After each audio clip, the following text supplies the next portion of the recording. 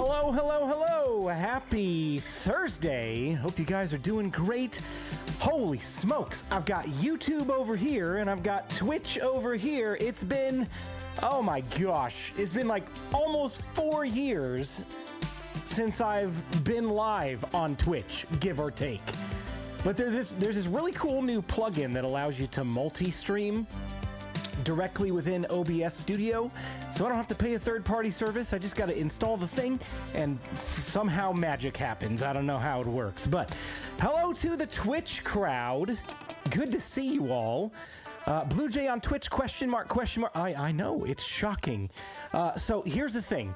The plugin that I'm using for now does not have multi-chat support, so I'm going to be focusing my attention between 2 different screens for chat, so if I miss your message, oh, it's going to be even worse tonight. But I will do my best. I'll absolutely do my best. Blue, maybe you need to keep a countdown to keep track of your time since your last stream, too. I know, it's been like 4 years since the last Twitch stream. Oh my goodness. But hey, I hope you guys are doing well. Thanks for showing up tonight. We've already got about 9 people on Twitch, 33 people on YouTube, and still rolling in. I told you guys on Tuesday, when we streamed on Tuesday night, I told you my new format for streaming is just gonna be kind of like whenever it happens, right? And before it was like, yeah, whenever it happens, but videos are going to take priority, so maybe it'll be like 3.5 weeks before I stream. But my mindset has changed, and we're going to get into what we're going to do tonight here in just a minute. But I want to be able to include you guys on the process of creating content as well, and not just the video production side. So the live streams are going to get bumped up in importance a little bit more, not necessarily overtaking video. So if you're watching over on Twitch, make sure you find your way over to my YouTube channel, because I've got a full video Bedrock guide series over there. But tonight, what we're going to be doing is Redstone, and it is dangerous to do Redstone on stream. Oh my gosh, we've already got a raid from Will D's. Thank you so much. How you doing, buddy? Boo YouTube. Hey there. Don't boo YouTube. Yeah, yay, more live blue. Exactly, right? Man, Will D's raiding on both YouTube and Twitch. Thank you so much. But yeah, we're going to do the dreaded Redstone on camera tonight. I've got an idea for some fun things we can do with a portal, and I don't know if it's like going to be reasonable to do, but that's where you guys come in. You guys can help me muddle through whatever we're going to do tonight. So what I was going to do in the next episode of the guide was work on a sheep farm. The room for that is not available yet. I still have to dig out like 2/3 of a mountain. I don't know if I can stay for Redstone on stream. I don't think my blood pressure can handle that. Fantastic. So the space that I was going to use for the sheep farm, I still got to dig, and it's not going to be done in a reasonable time, so we're pushing it back. But I do have space available to build a nether portal, and I didn't want to just make a boring old nether portal, like plop a rectangle on the ground and call it a day. We're going to build something really cool, and what I've got in my mind, I'm hoping I can make happen on the screen. So hopefully you guys can help me with that. And you know what? Let's dive into the game, see what we can get done tonight, shall we?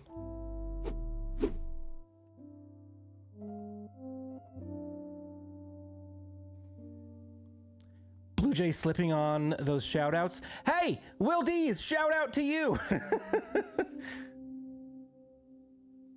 Hey, just Twitch crowd, it's been almost 4 years, so I'm gonna do my best. I've forgotten pretty much everything that Twitch can do. But here we are, we're in my Redstone testing world, or not my Redstone testing world, my everything testing world. And this is kind of where my mind started.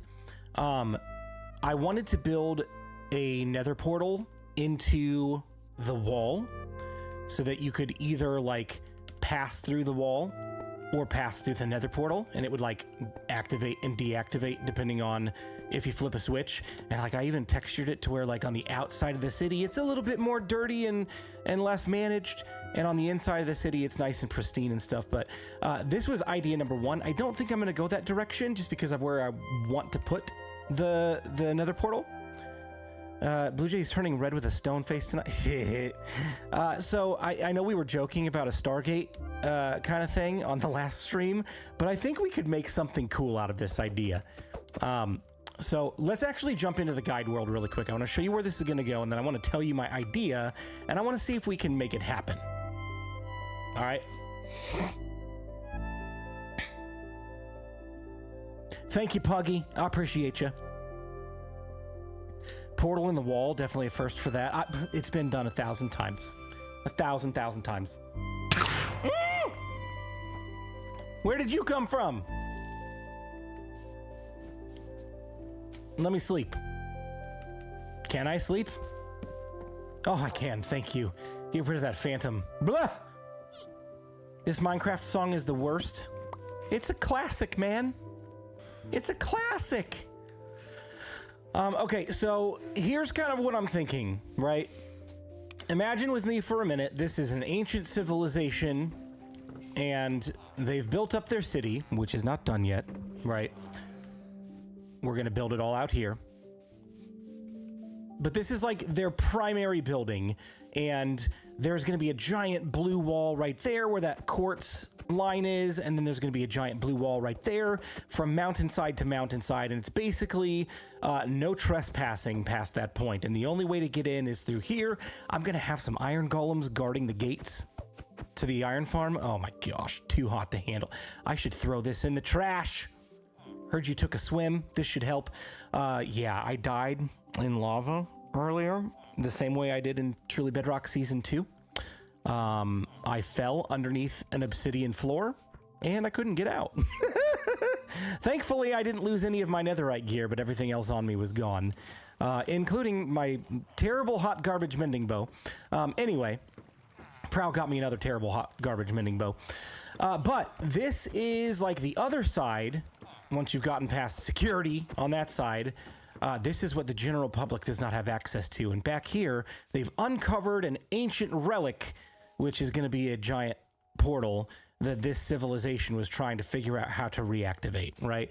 And what I'm thinking of is like the story behind it could be one portal works, the other portal over here is like broken, and they're trying to figure out the secret to teleportation technology, right? So you go in that portal and you'd come out this one. This is the only one that's actually going to work, but this one over here is going to be like ruined, broken, cracked, whatever. We'll see. Skylar, thank you so much for an iron membership at 12 months. Love the signs at Prowl's Iron Farm. Oh, did you see him? Did Prowl finally see him? Oh, man. I was hoping I would get by with it for a while. Puggy, thank you so much for cheering 1 bit. Oh, that's the first time I've had to say that for a while. 4 years. My goodness. I figured out the secret to teleportation. Oh my gosh.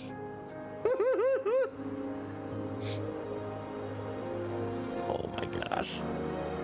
Is it /TP? Where's his island? Is over here. Did Prowl notice? You missed one sign though. I know, I missed several. Did he notice? See, look. Sub to BluJay sign will make farm 300 times faster. Oh, man. I was hoping he wouldn't see it. I really was. So let's talk about really quick. Let's talk about channel points. Let's get out of here, and then we'll get back into the testing world where we can keep going. Channel points. They both on Twitch and YouTube should be linked to the same service. So if you are in one chat, you are earning points for YouTube side. If you're in the other chat, you're earning points for the Twitch side. I'm not using the default Twitch channel points service. I'm using it through Streamlabs. So hopefully it works. I didn't have time to test it. I set it up tonight. We'll see if it works. Basically, you do exclamation point diamonds to check your diamond amount, I believe, or is it points? Is it points? It's points. Exclamation point points. And then in order to redeem, it's exclamation point. Yes, it's working. Fantastic. I see Master Timo has points over on Twitch. But yeah, if you redeem the points, you do exclamation point redeem, and then space, and then whatever the redemption name is. So there's a little bit extra to it since it's going through Streamlabs. The link, I'll just type it in chat here. Streamlabs.com/blujaygames/cloudbot should get you all of the redemptions. Okay. It's not the same points value though. It should be the same between YouTube and Twitch. It's not the same as it was before, like when I was streaming Tuesday, because I'm using a completely different redemption service. I went back to Cloudbot through Streamlabs, and I'm not using the local streamer bot anymore. It's just not reliable enough for me. Raven Knight, hey, how you doing? Good to see you back. My goodness, you stream on Twitch and you start seeing old people from an age long ago, right? It's exciting. It's exciting stuff. All right, let me close out this this world and we'll get back into the test world. Okay. I don't have a point here. It doesn't show it. I think you have to participate in chat, and you earn like 100 points every 10 minutes, I believe. I gave him my secret to teleportation and he missed it. I just lay in bed and watch something and my phone teleports from my hands to my face. Dude, I almost did that last night. No joke. I was laying in bed just winding down and I was like so tired. I was just like, oh, right in the face. I have 800 on Twitch, but over here. Oh yeah, so it's gonna be the same service on both sides, Puggy, but you'll have individual points for Twitch and individual points for YouTube. They don't transfer across platform, unfortunately. So yeah, this is kind of what I'm thinking. Obviously, we're gonna block the corners, so you can't see the corners of the Nether portal. We'll get an actual frame around this, and I'm not sure if I'm gonna leave this fully exposed, or if I'm going to like half bury it in the ground so it looks like it's been dug up. That's kind of where I'm leaning with it. But it doesn't show anything for points. It shows chatting, bits, and emojis. So you got to go to that link that I posted, Tammy, in order to get channel points. Okay. Really like that portal design. Thank you. I just kind of threw it together last night. It's definitely not done. It needs texturing. It needs additional details. But here's what I'm thinking, okay? Calibrated sculk sensors. I've never played with these before, and this is where I'm going to need your help. Hopefully, you guys are smarter than me. It looks like a Stargate portal. Yes, it very much does. It's supposed to just be a round portal. But, thank you, Puggy, for pinning that. So calibrated sculk sensors, let's talk about them for a minute, and maybe you guys can help me figure out a good solution for this. I have kind of one working, but here we go. So if you place a calibrated sculk sensor on the ground, it will behave like a regular sculk sensor, with the exception that it will activate farther away. I believe it's up to 16 blocks away that it will detect a change of something. So like movement. A regular sculk sensor will only activate, I believe, within like 7 or 8 blocks, something like that, right? So then, let's see, let's get some redstone.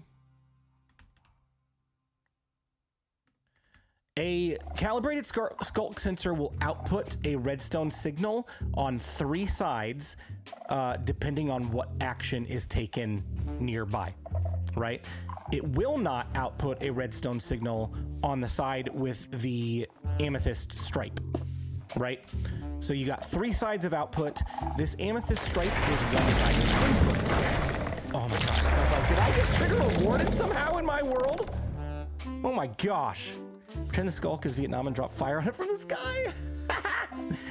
Oh man. So a skulk sensor can be calibrated, or a calibrated skulk sensor can be calibrated to detect only specific things depending on what is done, right? What's done within the input side. So here, for example, over here, I have set up a mock of what this would be over here. So I'm gonna get 5 stacks of redstone, And we're gonna do this. 1 stack of redstone equals a signal strength of 3. So if we put 2 stacks of redstone, that's a signal strength of 6. 4 is a signal strength of 9. 5 is a signal strength of 12. Is it? 1, 2, 3, 4, 5, 6, 7, 8, 9, 10, 11, 12. Right? So it goes by 3s for the first 3 stacks, and then the 4th stack, it goes up to 4? Is that correct? Or am I wrong? So 3, 6, 7, 8, 9, 10, 11, 12. Oh, my math is bad. My math doesn't math. It's 3 every time. So 12, and then 13, 14, 15, right? So 1 stack is 3 every single time. Or the way you could break it down is like this. If I put 22 items in the first slot, right? 22 items is the max that will go to a signal strength of 1. If I add 1 more item, it will go to a signal strength of 2, up to 23 additional items, right? So if I go up to 23, it's still on a signal strength of 2. If I put another one in, then it's a signal strength of 3, right? So from that point forward, it's 23, I believe, every time. I keep picking them up. There we go. So there's 23. We're still on a signal strength of 3. If I add 1 more, it's at a signal strength of 4, right? So we can do some math to figure out how many redstone we need to calibrate this to a certain action. So the action that I'm thinking of is a signal strength of 10, which would be 3 stacks plus 14 items. So that gets me a signal strength of 10, right? So if I take this over to the calibrated skulk sensor and I put this in here, you can see me walking around. If I put this up to a signal strength of 10, it no longer reacts to me walking around or jumping or activating like items in my inventory or anything like that. The only thing that this detects is if a block within 16 blocks is activated, right? So if I activate this dispenser, which has wind charges in it, we'll get to that in a minute, it should detect that. Well, I think, did I take the ones out of here? I did.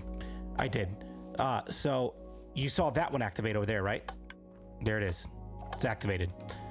So if I do the same thing to this one right here, let's get 2, 3, 4.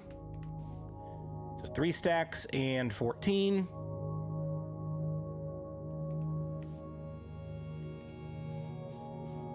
Then both of these should activate now, right? Done. At a signal strength of 3, it will detect an item being used. So like if I were to throw a snowball, for example, like if I toss a snowball, it's not doing anything right now, right? So this is not going to detect anything at all. But if I leave 1 stack in here, now it will. It detects an item being used or being thrown. So the problem with that is if I eat food around this thing, it's going to detect that, and I don't want that to happen. So that's kind of a no-go. The other thing that you could do is put this up to a signal strength of 15. So I'll just put a redstone block behind this comparator, and that'll take care of that. So now it's not going to do anything. It's not going to detect if I throw something. But you saw that just actually detected something. It's actually detecting an explosion, because I guess this counts as an explosion. Help me understand that. Why does this count as an explosion? Anybody have any idea?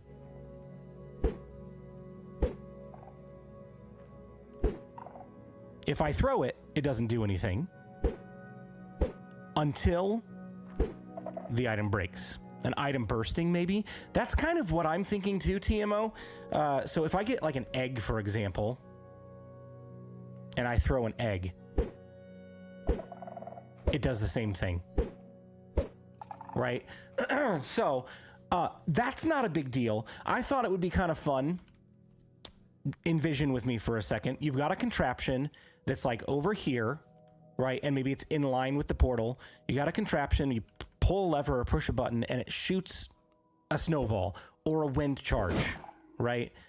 At the portal, and that's what activates the portal to come on. So if we were to do it this way and it detects it as an explosion, that's fine, I guess. I think TNT could be cool. I think wind charges could be cool. The only problem with that is this. Game rule, do mob spawning true. If I get a cow in here,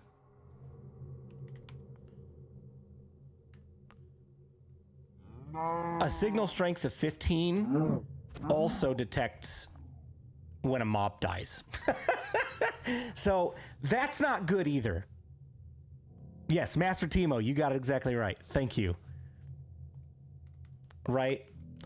So signal strength of 15 is not ideal either. So what I have landed on, unless you guys have a better idea, what I have landed on is a signal strength of 10 that will detect when a block is activated. So it's still going to give the same effect. I'm gonna stuff this full of fire, or not fire charges, wind charges, and blast them at a block, and it's gonna detect that. And it's not necessarily gonna detect the explosion, it's gonna detect the activation of the block. What do you guys think?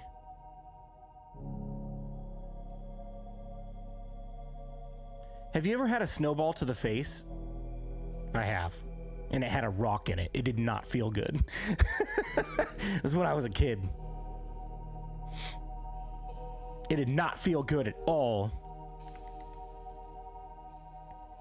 All right, so I'm gonna put this hopper back here. You can also use lecterns with a book and quill. I found that method to be a little bit confusing because of the page numbers. So I'm gonna opt to just use this method since we got the math correct.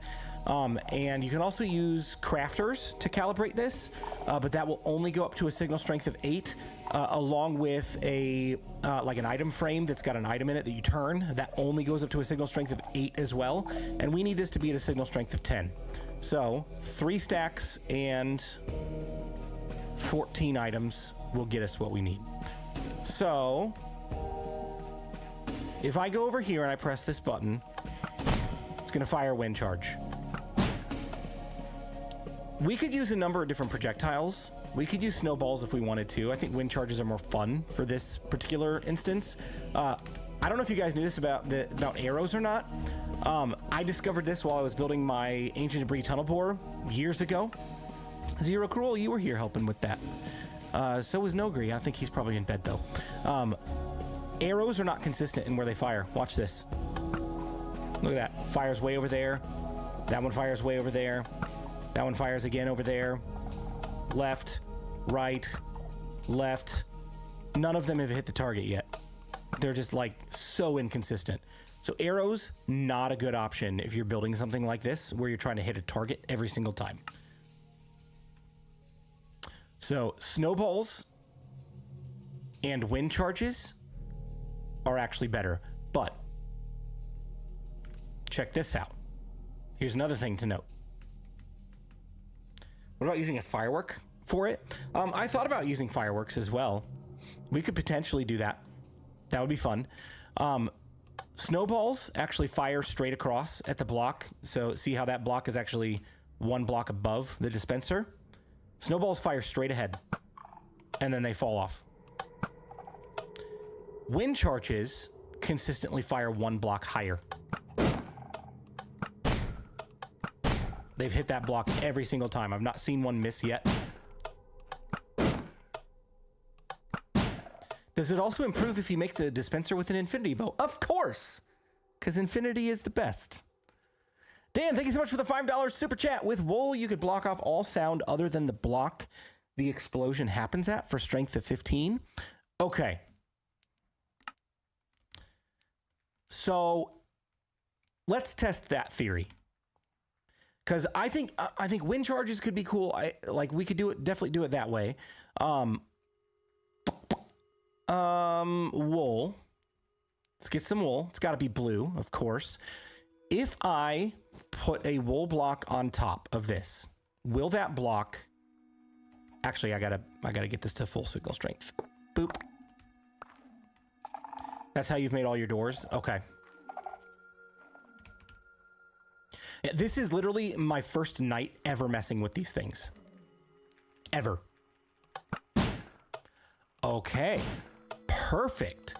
So that is not detecting anything. Now, what if I put... You know what? Let's not be too destructive. Not yet. I know blowing stuff up is fun, but let's do it this way. If I put a wind charge here, it still works. Still works. Still works. Awesome. So, what I could do is set off some sort of chain reaction, right? Undead Pupil, thank you so much for the raid. Welcome in, everybody. Thanks for coming to hang out. This is literally my first stream back on Twitch in just about 4 years. I've been consistently over on YouTube, so go check out the YouTube channel. But I've not streamed on Twitch for about 4 years, so we're back. We're trying the multi-streaming thing tonight. So yeah, hey, thanks for sending all your people over here. Hope you had a great stream. What were you working on tonight? Let me know.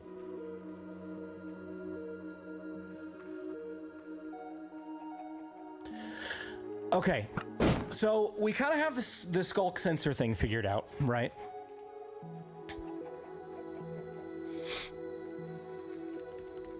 Now we've got to get the activation portion of this figured out. And actually, how far away are we? 1, 2. Let's do it this way. Let's go. We'll do purple. 1, 2, 3, 4, 5, 6, 7, 8, 9, 10, 12, 13, 14, 15, 16. So we can go back a little bit farther. So let's test this theory. Actually, no, that's not going to matter. That's not going to matter. We can go back as far as we want because it's not dependent on this activation anymore. It's dependent on where that snowball hits or wind charge hits. Okay. Wool on 4 sides at the level and 1 level higher would only read the block directly above it.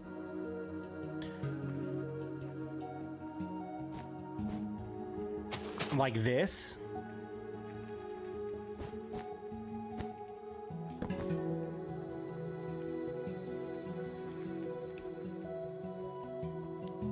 How are you? Puggy sent me here. Hey, thanks, Puggy. I'm doing great. How are you doing? So this and then this. Yeah? Is that what you're saying?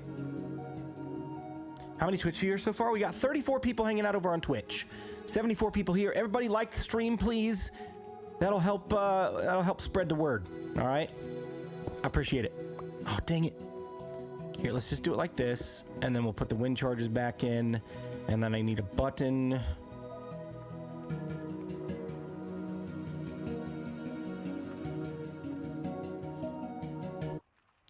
Like the nether portal. Thank you. It is a work in progress. It's definitely not done yet. Oh, nice. So that activated that, right? But will it do the same thing if I throw...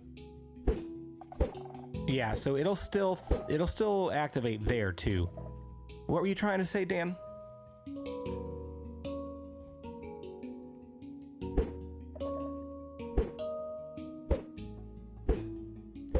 Now, why is it inconsistent? Why is it not activating in some spots? Definitely don't want that to happen.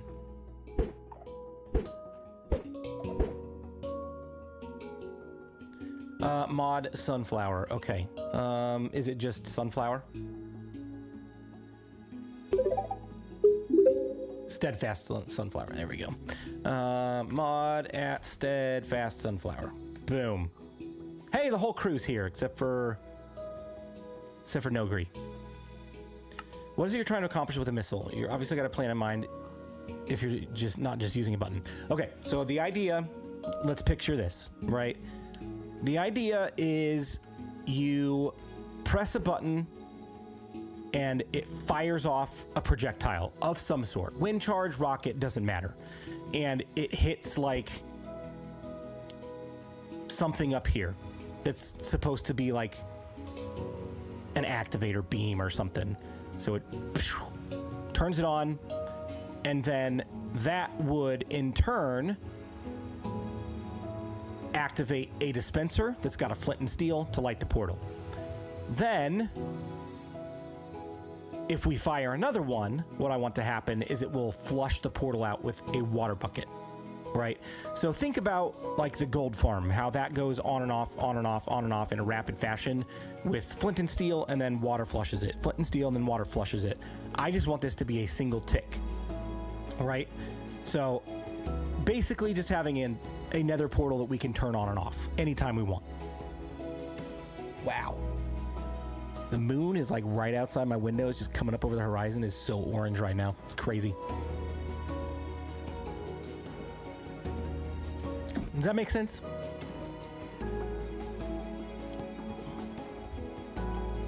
Go too high with wool surrounding it. It has detection cooldown.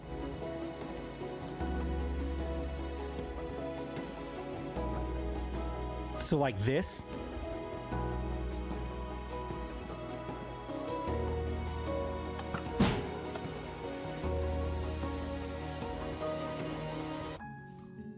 I have pictures of the on-off switch in Discord.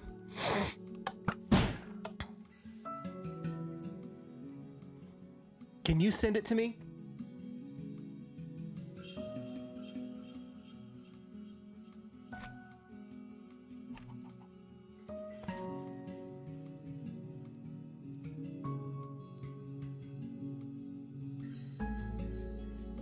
I want to take a look.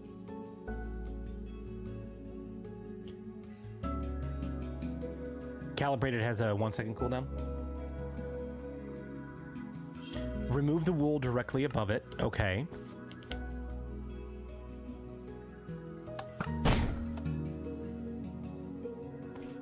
Did that work?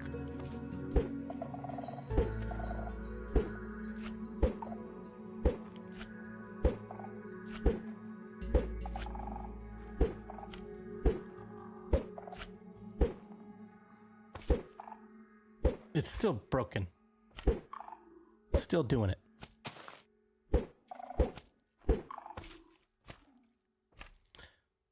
What if I kill this mob right here? So slash kill entity. Okay, so it didn't detect that,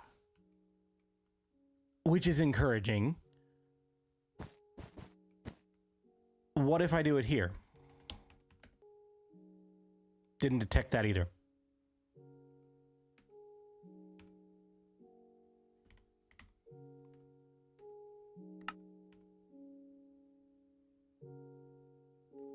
Let's take a look.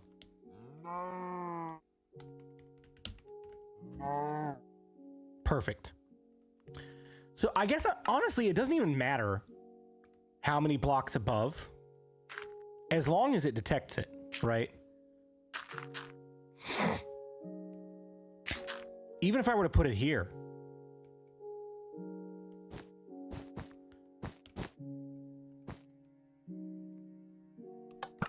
Oh, it's gonna fly right over it. I gotta lower this.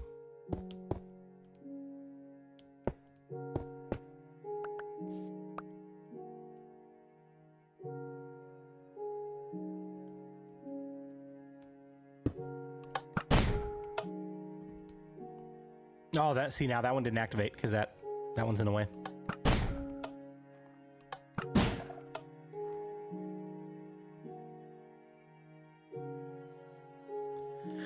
Do with a complete shell of wool with only a single path through the dispenser it is aimed at, and manually getting a shot is nearly impossible.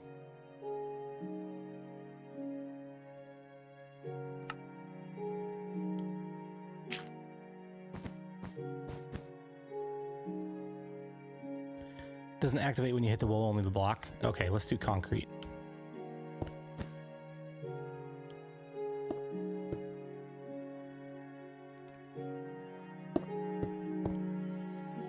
Not watching the Colts game? It's preseason. I'm not too worried about it.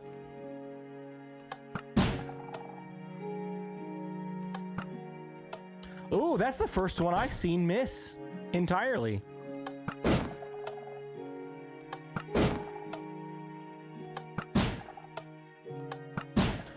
So I'm encouraged by that.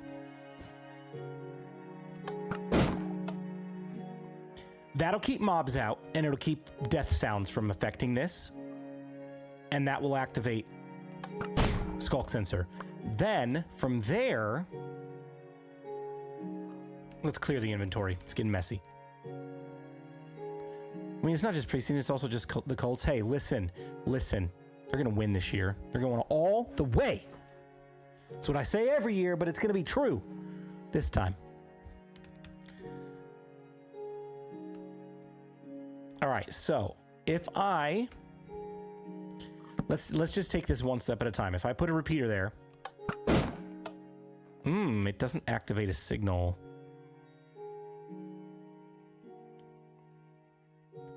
So how do I get redstone? Sent pics in a video on Discord. Thank you. Let me take a look. How do I get redstone out of there if it's completely surrounded?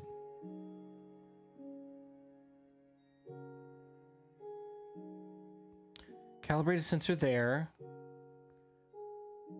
Repeater. Calibrated sensor there. Repeater. 3 stacks and 43. All right, let's take a look.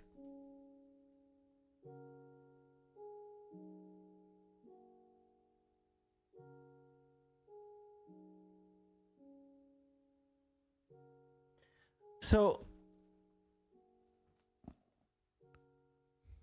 comparator first. Okay. So how, I'm watching your video right now. How does it know which pot you're hitting? Is it literally just the wool to the side of it, preventing the other sensor picking up the noise?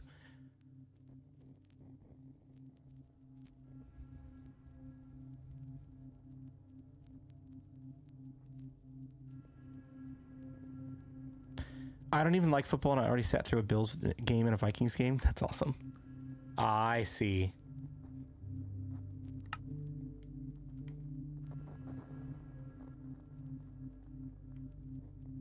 It's not just preseason, not just the Colts, it's also football. Blah. I love football, man. It's my favorite sport to watch. My son is playing this year, and it's been really fun to watch him learn. It's his first year. He's in 2nd grade. All right, let's build Dan's sensor here. So we need, I'm gonna get some concrete for structure blocks. Let's get hoppers. Let's get redstone comparators, repeaters, dust, and calibrated skulk sensors. Let's get wool, and let's get pots. Clay. Pot.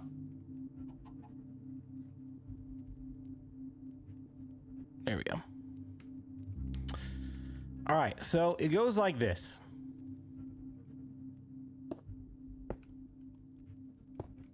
Put a hopper here. We'll fill the hopper in a minute. And then we put a comparator there.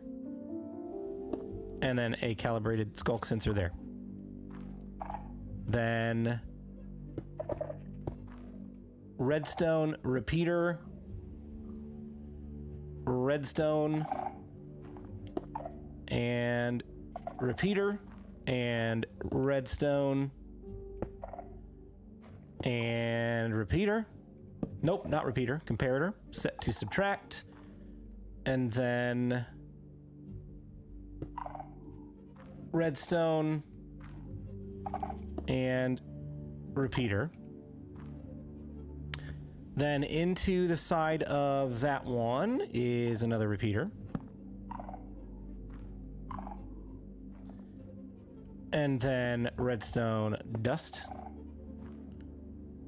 And then skulk sensor.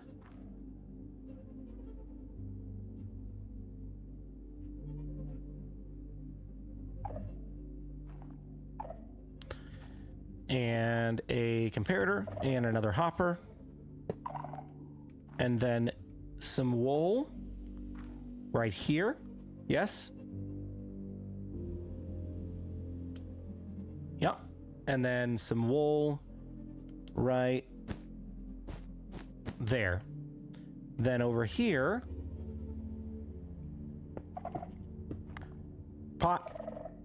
And then over here, a pot. That look right? Comparator reads through blocks. Yes. Thank you.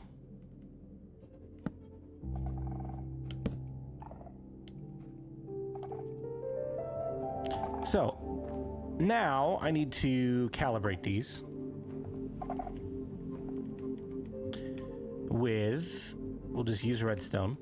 2, 3, 4, and what was it? 43. Yes, 3 stacks and 43.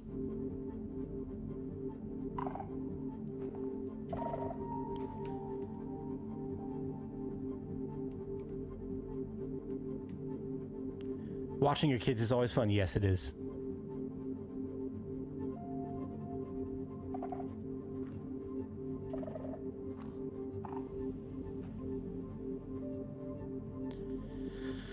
All right. Okay. Boom. So now this shouldn't detect any movement. All it should detect is that's awesome. Wait a minute. So this is now locked on. And that is off. Oh. This has some pretty cool implications.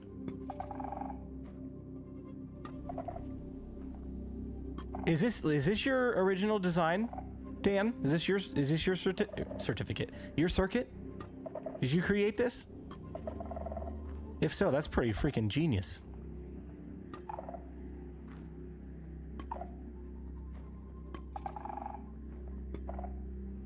It is? That's awesome, dude.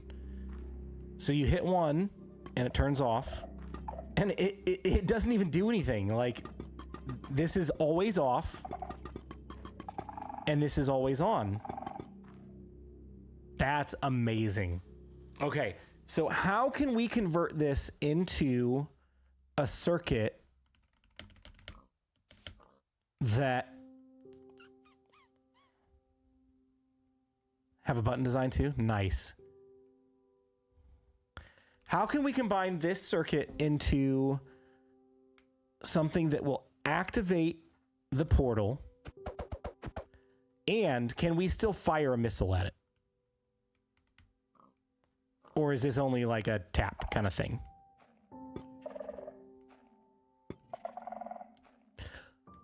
Or I guess, let me give you a little bit more perspective on where this is going to go. Okay.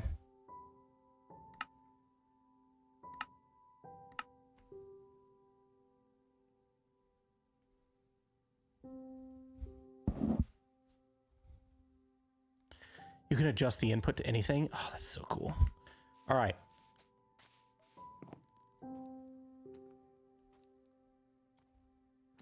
So envision this for me, or with me, for a second, as soon as I stop burning. Not the first time today. Probably won't be the last. Oh my gosh, I thought that was real. Oh, that scared me. That was a good one. That was a good one. All right, so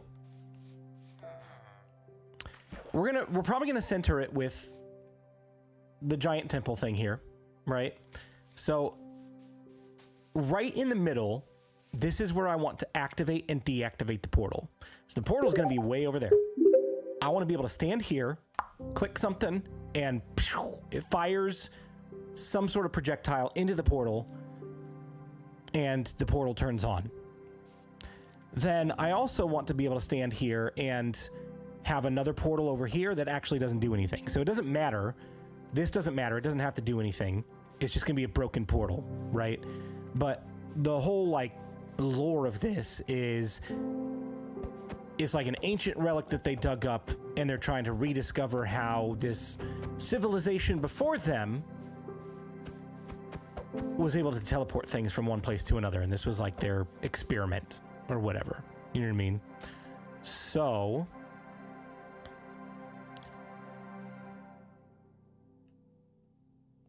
if Dan, if you were going to build this circuit, do you understand what I'm talking about? What I'm trying to accomplish? Would you put that circuit here and then just like hide a redstone signal underneath that will turn on a flint and steel? And then when it deactivates, it turns off the flint and steel and turns on a water bucket. And then the projectile that comes out to fire at the portal is just visual only. It doesn't actually do anything. Is that how you would approach this? That's kind of what I'm thinking.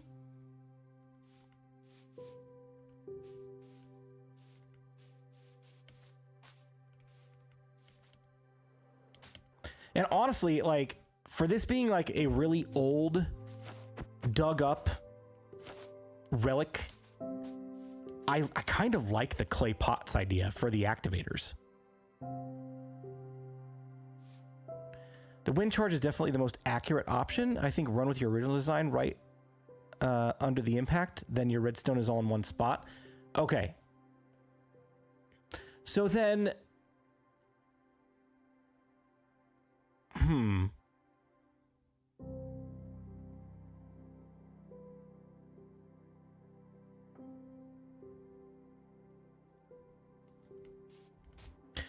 Can I have one set up on each side to keep them separate?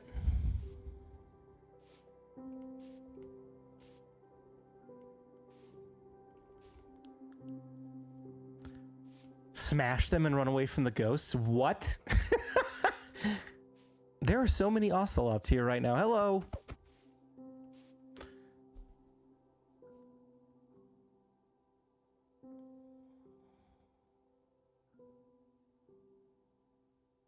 Of the same portal instead of the top. So have one fire flint and steel that way, and one fire water the other direction. Just have two buttons or two clay pots.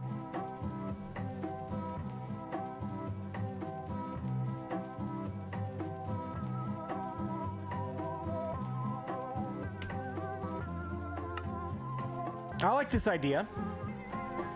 Okay. My brain's turning. The little gerbil up there. Oh no! Did I lose you guys? Are you here? Are you still here? I promise I checked my internet before I started tonight. It's plugged in. We were having problems the other night. I'm hoping we're not having problems again tonight. Oh my gosh. We're here. Okay, good. Whew! Whoopsie!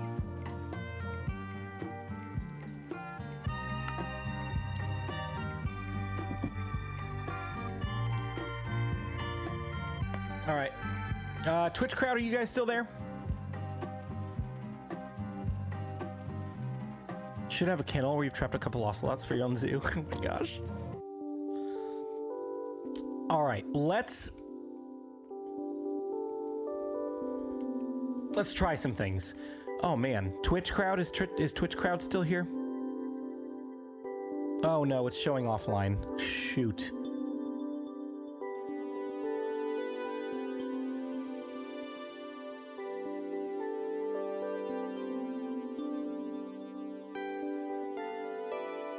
It got interrupted. Okay, is it back?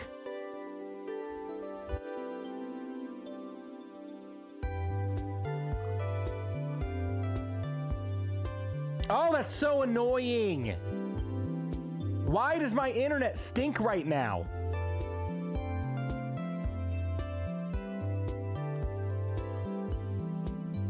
Now you have a black screen. Oh, gosh. Hang on, I'm gonna try to restart it.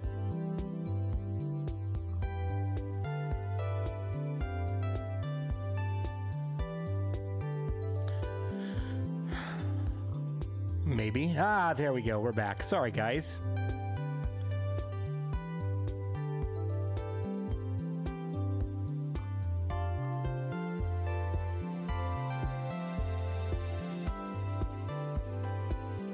Your internet needs a shower. I know. Garbage. Okay, so, Dan.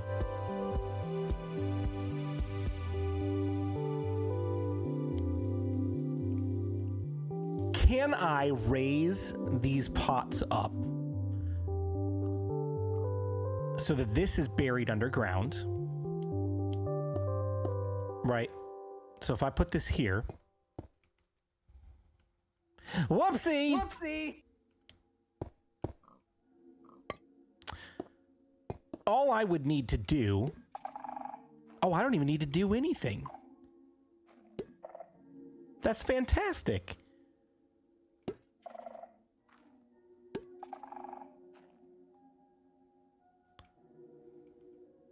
Put the pots directly over the sensors and the wool straight down.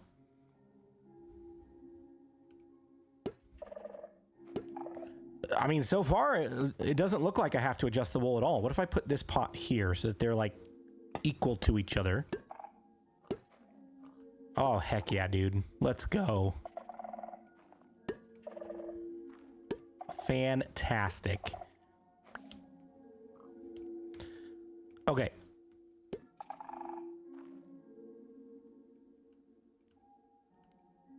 If you go too much higher, the sound will travel over the opposing wool barrier. I don't think I need to. I think this is perfect, right? Because I can just... This is the floor level.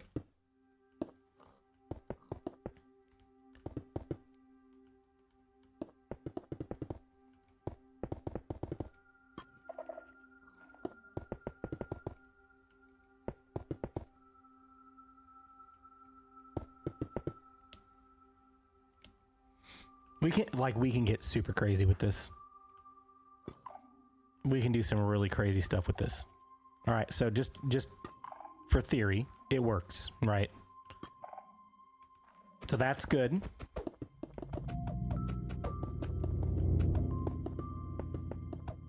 The foolish redeem is not working tonight.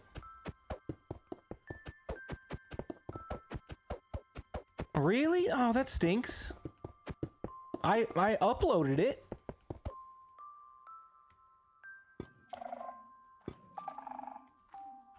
Okay, so let's do this one at a time. If I activate this and this turns on,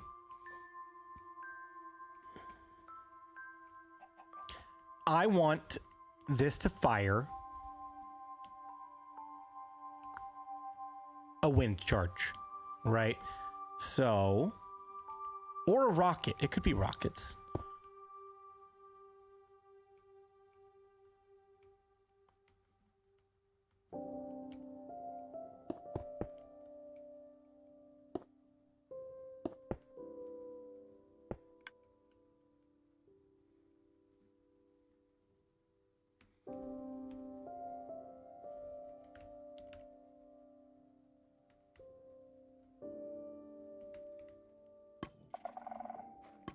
Perfect.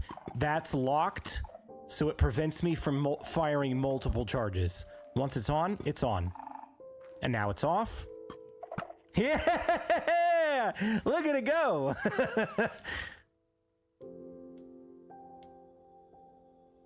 Oh, that's awesome. Blue Starburst firework? Oh, that could be fun. Man, that's gonna be expensive. It's a good thing I have a gunpowder farm. Randy sent you a screenshot of a different style activation, deactivation. Oh, I want to see. Let me see it.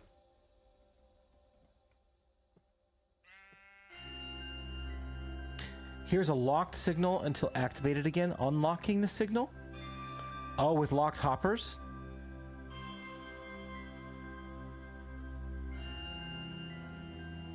Oh. Is that a regular skulk, though? Can that be done with calibrated skulk? That looks like a regular skulk.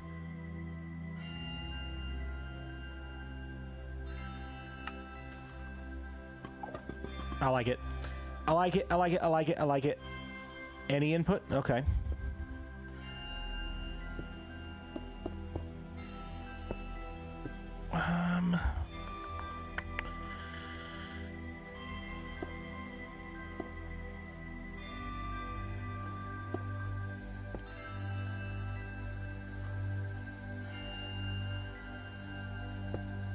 That's not gonna work though, is it?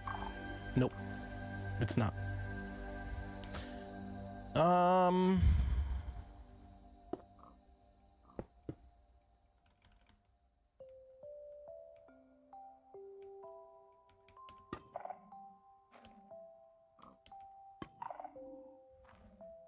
What's up, Sharky? How you doing?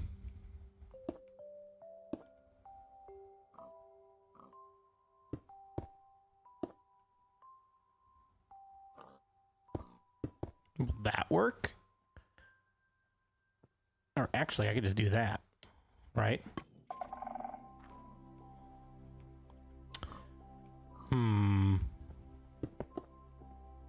Practicing redstone, of course. Basically, anything that you can send a redstone signal onto. Okay. You should pep this up with some sheep shearing. Oh yeah. That would be great.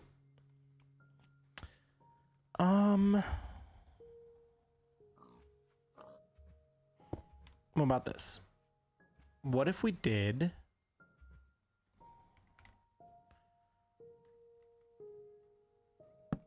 Well, comparator... Oh, no, you know what? Let's just do a repeater. We don't need to do that.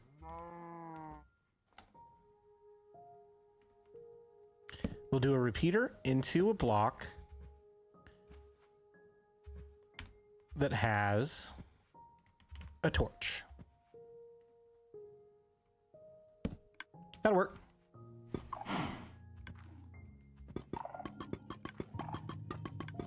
The only unfortunate thing about this side is that it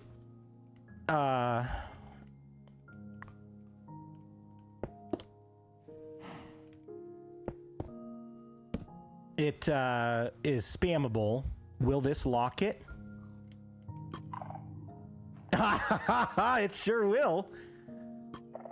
But will it unlock it? No, it won't. Poop.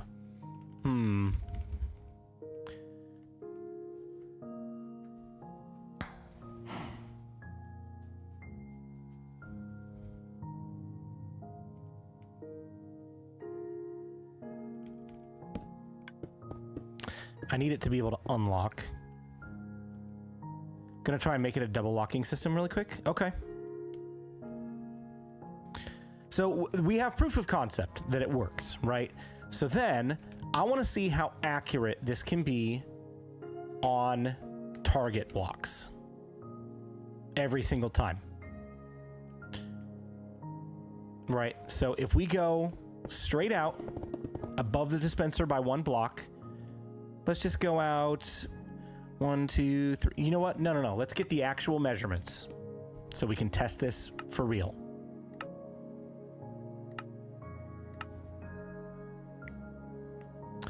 What's Ari? How's it going, Ari?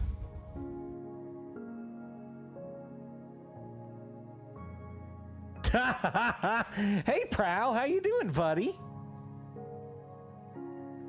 Dude, things were going really well here on Twitch until my internet pooped out and decided to cut the stream, and I had to restart it. YouTube is holding strong, but we've been having a few issues with Twitch. And I'm not sure why. I'm gonna have to do some research, look into it a little bit more. Okay, so if the portal goes here, which I think I'm probably gonna put it here, just dig this area out a little bit more. Can you burn already, please? Burn! Burn!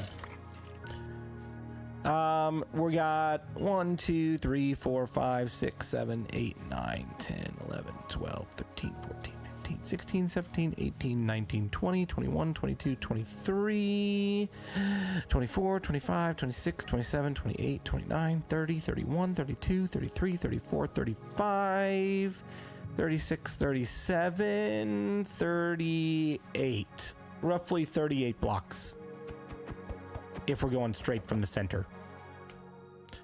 So let's see if we can hit an accurate target. What bitrate are you sending to Twitch? I'm sending the exact same bitrate that I'm sending to YouTube, which is 6,000 kilobits per second. Is that too high? Can I adjust that midstream?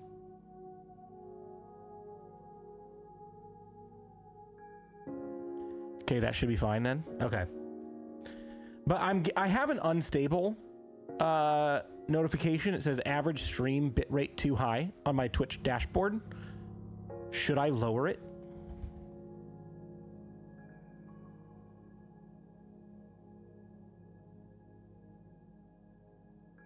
I don't know how to lower it. 6,000 is okay? Okay.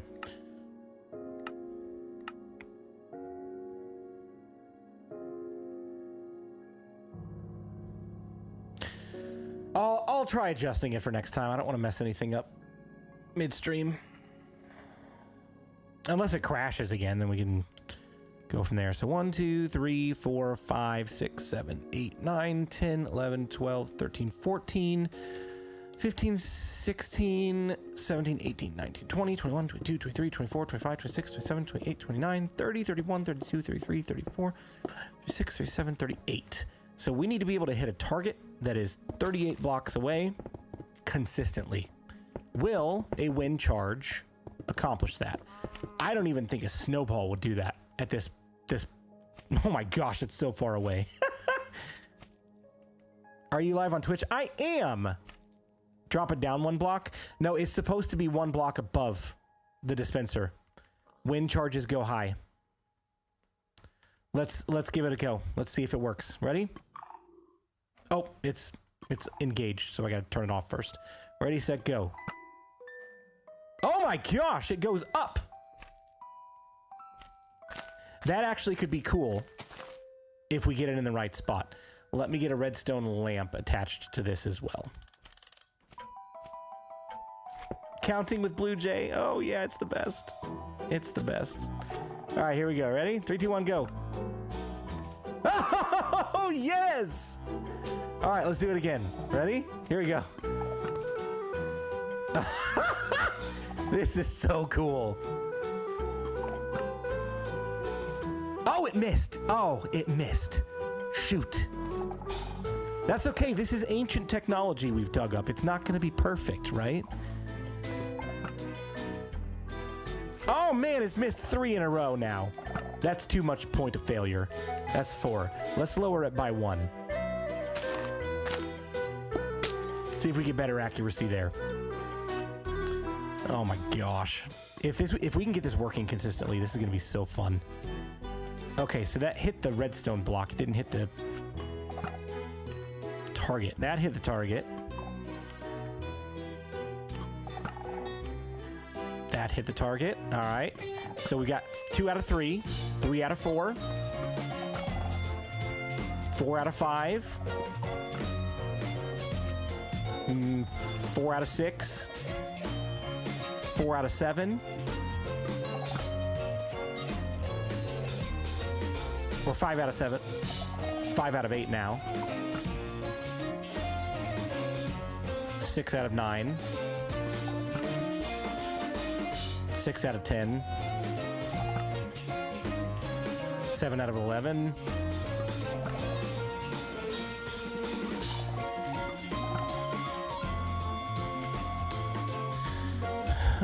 I just woke up just to visit my favorite YouTuber. Hey, who's that? Why aren't you watching them instead? Okay, so what if we expanded this target? Just, I mean, I feel like that's a little bit overkill.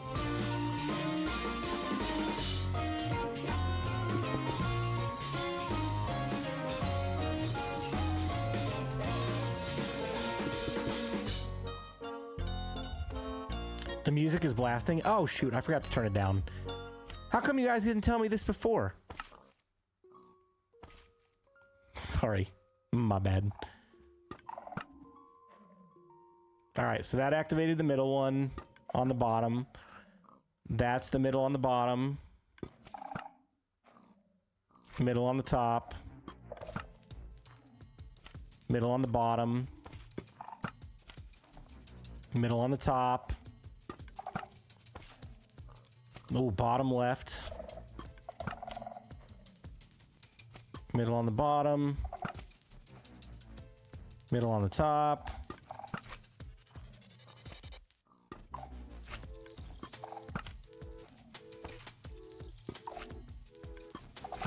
I'm playing Pocket Edition. I always watch you for a guide. Hey, that's awesome. Was jamming out, man. Yeah, I know, right? This is the song right here.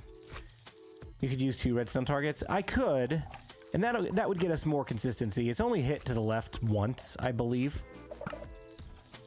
So 1 point of failure is not bad.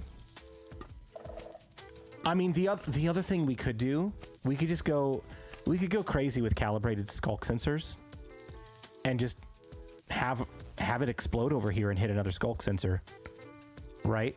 That way it doesn't matter if it's accurate or not. As long as it hits in a general area, it's going to activate, right? So those are the 2 blocks it's mainly landing on. And then if we put a calibrated skulk sensor like back here, and we calibrate it to explosions.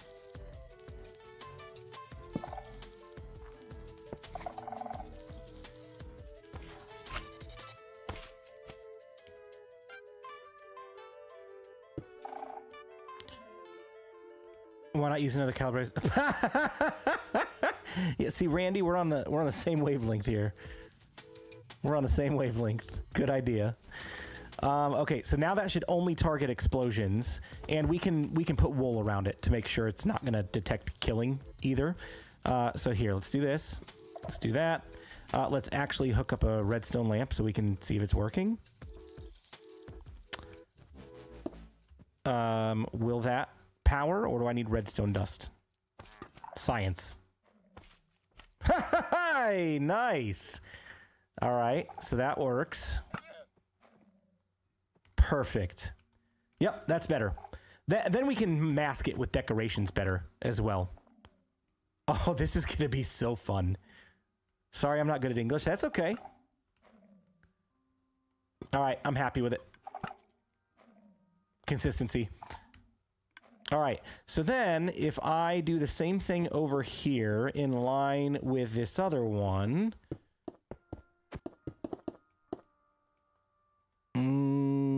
Yes, it's in line. Get rid of this. I don't really need that anymore.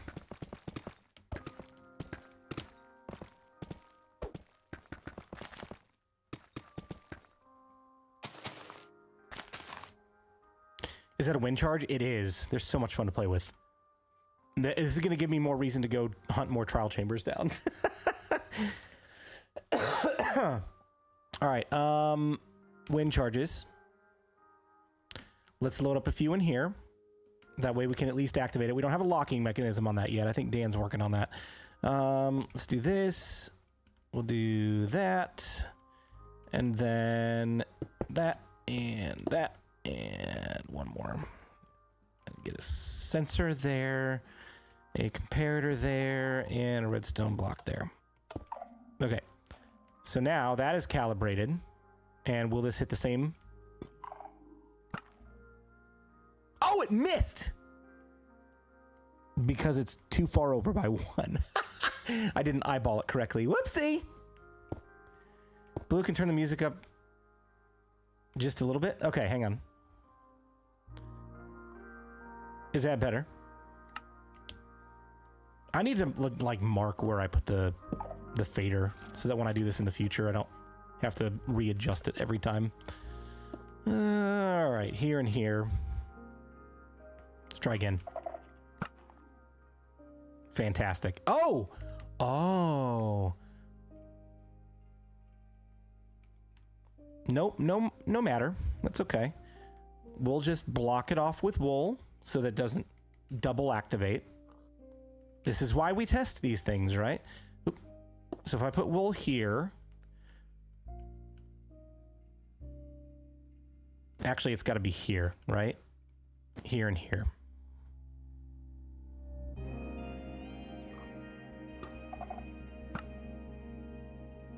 Perfect. And then if I do this one... Perfect. Yay! How you also good at redstone? Oh, practice. And this isn't even my design. Like, I'm doing the simple stuff. I'm doing the simple stuff. I'm firing the wind charges.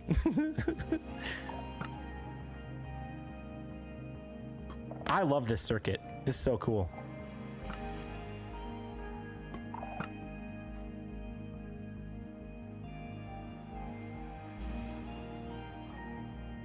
Okay. So proof of concept for that. Then, instead of these being lamps,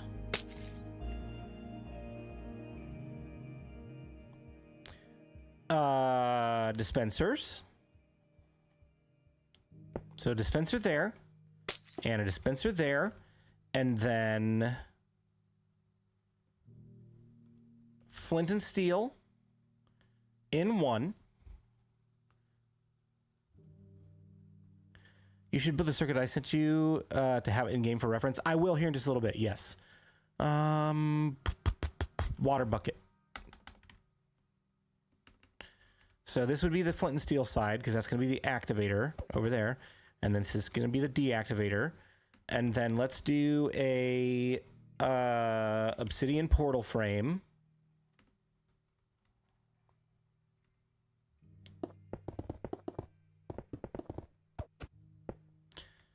How wide did I build this? 1, 2, 3, 4, 5, 6, 7, 8, 9, 10, 11, 12, 13, 14, 15, 16, 17, 18, 19 blocks wide. I don't think this is going to be 19 blocks wide, which is okay. I can build this a little bit smaller.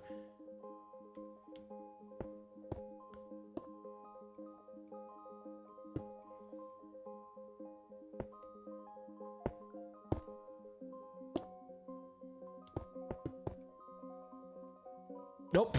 I gotta build it one forward. 1, 2, 3, 4, 5, 6, 7, 8, 9, 10, 11. 7, 8, 9, 10, 11.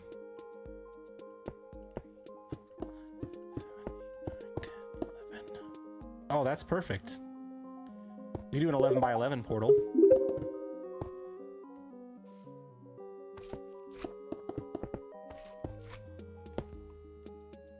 And then do a circle around that. All right, who's ready? This is gonna work? Is this gonna work? What do you guys think?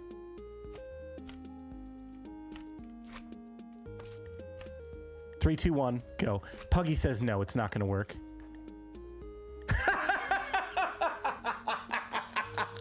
This is so unnecessary, but so fun. Oh my gosh. Oh no, it's not gonna work for that because it's gonna send the wind charge through the portal. Oh, we're halfway there. Yeah, Puggy, you're right. So this actually needs to be on the outside. Oh, okay, okay. So I can still build my big portal if I just move this over to here.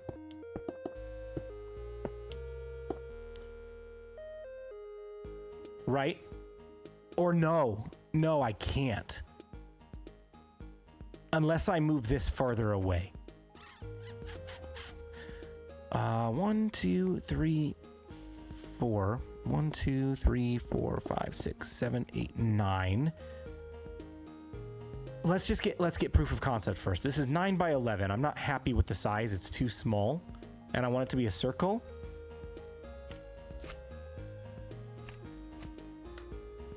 All right, here we go. This should activate. Boom.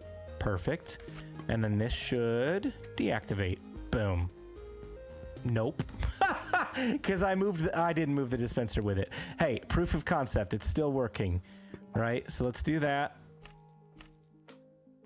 Oh, the other thing I needed to do instead. Here we go. I got an idea. We're still gonna do this, but I want this to tick on and off. So, observer.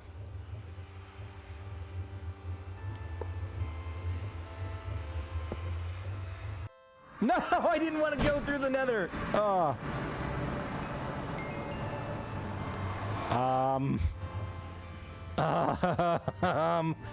There's a snowball. Why is there a snowball just floating on the ground? I'm gonna leave.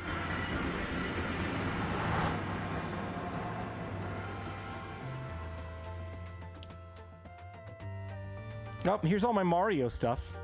Bullet Bill!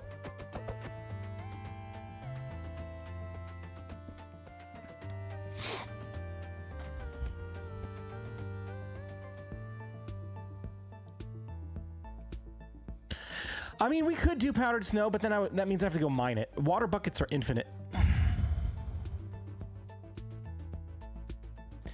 The charge just needs to hit the wall. Remember the detection range? That's true.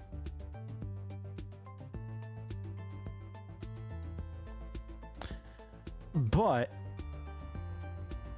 it does mean that I've got to get...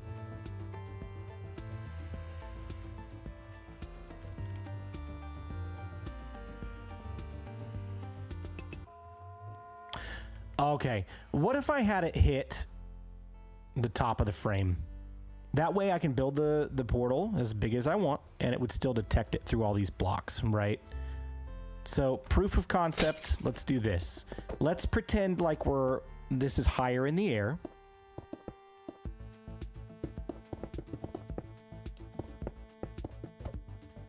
How big did I say that portal was over there? Like 23 by 23?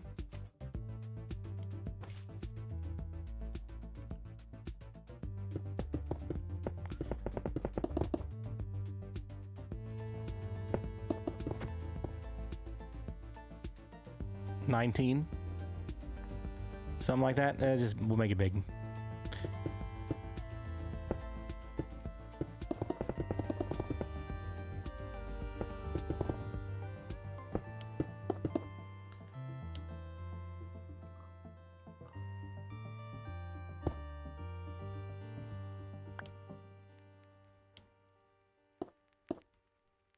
So that's got to go there. Then this can go here, and I can do a redstone dust on top of that. And that should be fine. That should activate this portal. Pretend that goes way farther down, and it's not a giant rectangle. And then this one, I want to...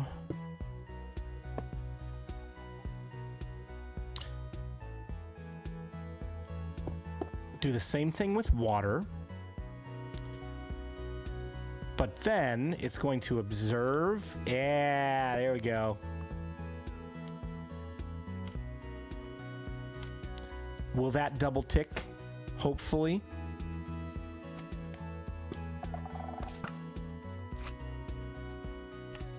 Well, I didn't put the water bucket in.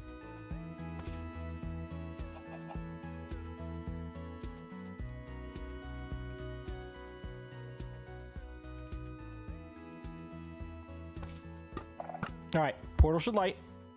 Portal's lit. Oh, I gotta put the wool back in. But hey, good thing, good test, because that water ticked on and off exactly like I wanted it to. All right. So we'll turn this off. Water ticks on and off. Oh, yes. Portal is on. Portal's off. Yes. Oh, we got it. You need 1 bucket of snow. So why do snow when I can do water? I've got water already.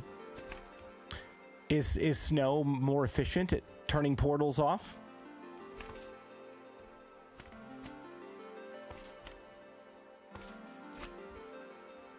Less lag? Oh, okay. I could get on board with that.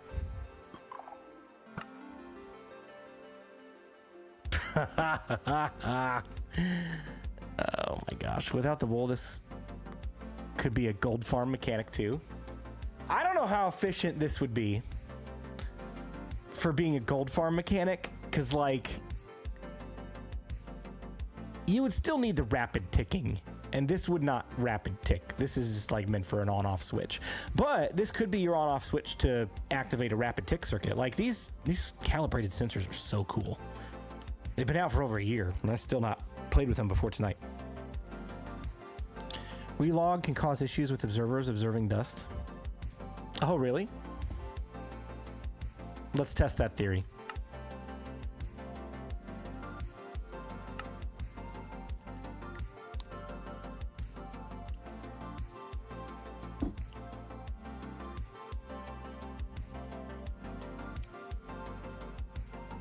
I set this up as the on-off switch for the gold farm on the tree. Nice.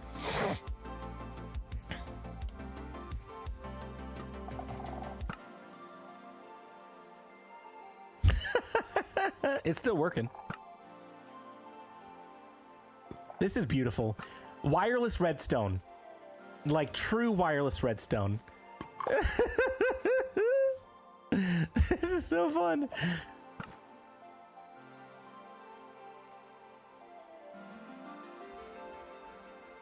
Show your cup. It looked cool. Okay, I've got a Colts cup. Colts. That has Dr. Pepper in it. And then I got this Minecraft cup, and it's got water in it.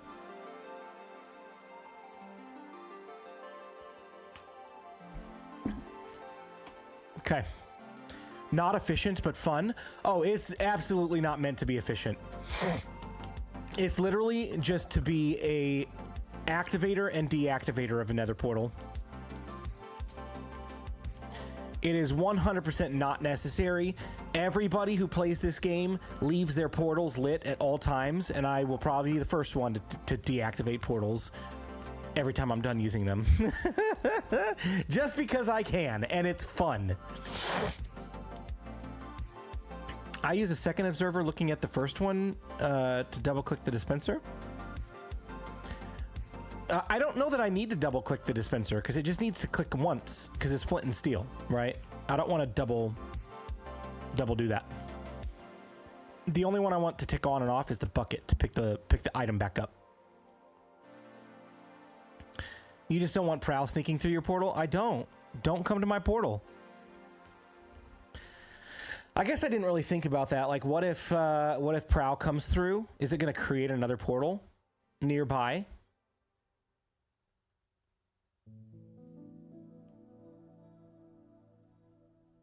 Or will it activate that one?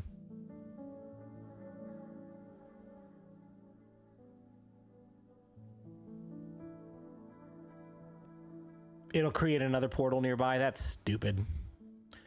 I'll just have to make sure Prowl he'll get sent to the gold farm. That would be hilarious.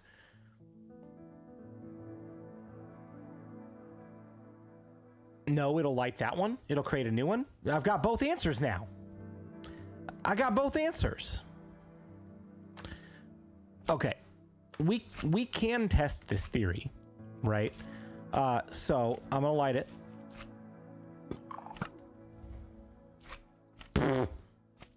I'm gonna try to light it.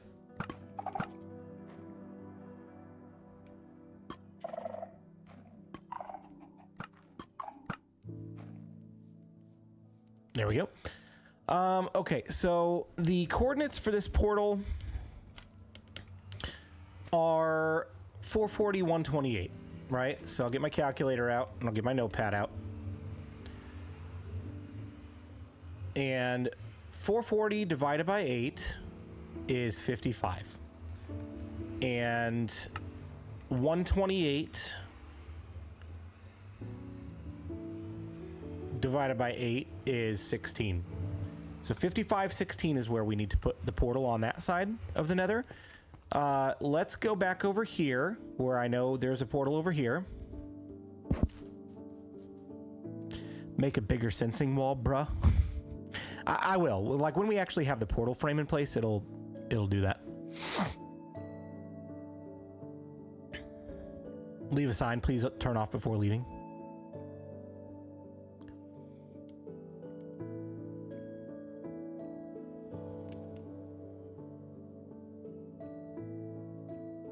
I loved this portal. This thing was so cool. The piglin portal.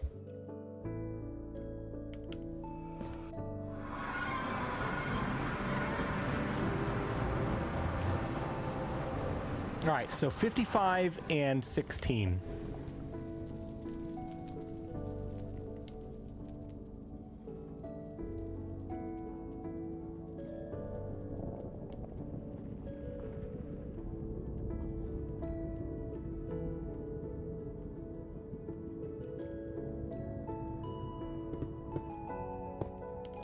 Right here.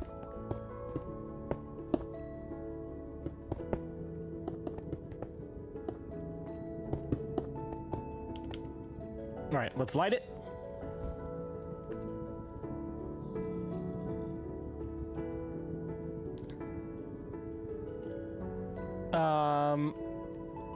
You know, I'd allow killing to turn it on or off. The ancient portal is powered by sacrifices, and your scientists have found an alternate method of activating it. I mean, I like the lore of that. I think that's cool, but like the hassle of having to turn it off and back on with if it accidentally comes on. Okay, so that was already lit, correct? So it sent me through the correct portal. Let me turn it off. Now let's go back over, way over here yonder. I wonder if it's going to send me through that one, to be honest.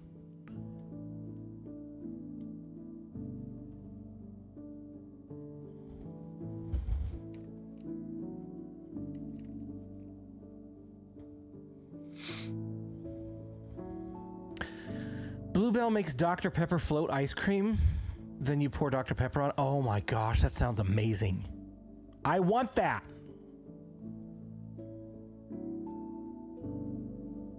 Bah humbug, good lore is worth a little effort.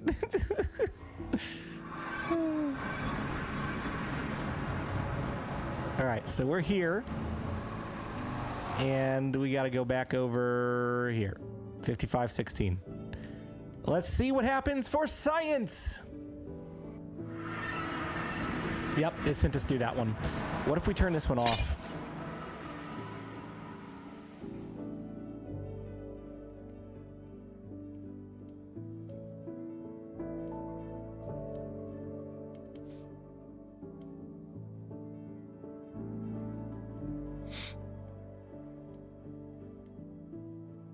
This is going to be a really fun episode, guys. I'm excited. Downsy, thank you so much for the follow. Welcome.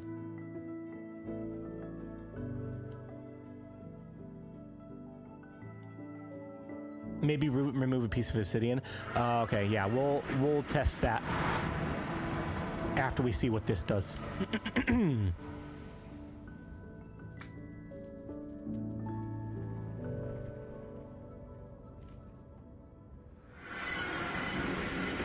Yep. Created a new one.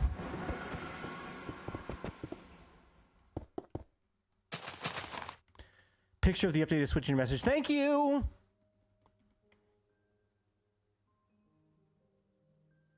Oh my, that is significantly bigger. Which I guess it doesn't matter. It's going to be underground.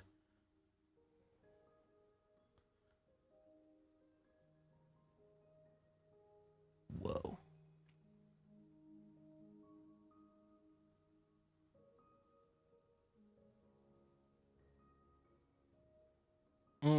Let's see. Let's save that to desktop. And then I can open it up full screen.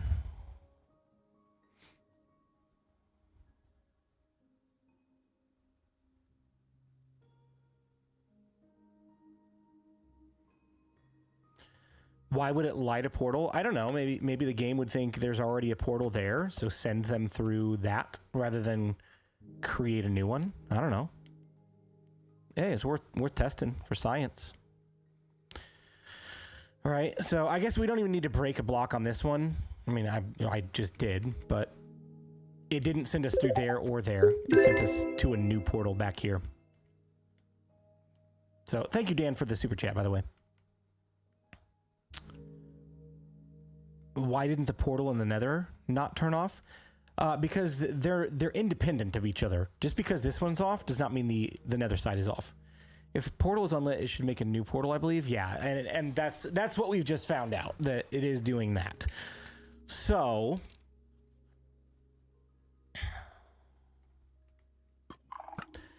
I guess I gotta make Prowl aware that this is going to be a functional on-off portal. And like, we don't live that far away from each other, so I don't anticipate him traveling. Like, every time I've watched him stream, anytime he comes to my base, he walks over, because we're literally right next door. I don't anticipate him coming over to my base through nether travel, especially once he gets an elytra. So I don't think that's going to be a problem. And obviously I'm not going to go through it without turning it on first, right? Because I'm not going to go anywhere without going through the nether. So I think this will be okay. I think this will be okay. Let me take a look at this new circuit and see what we need to adjust. Okay, first question. Set a trap for Prowl. Oh, that'd be fun. First question, are the slime blocks necessary as slime blocks? Or can they be anything? Why did you put slime blocks?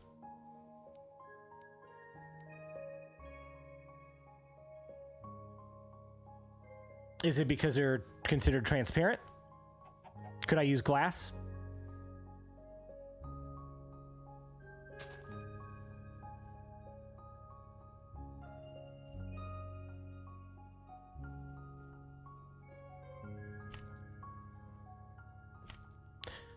No, they were just the first ones I grabbed. Okay, so I could use glass for that?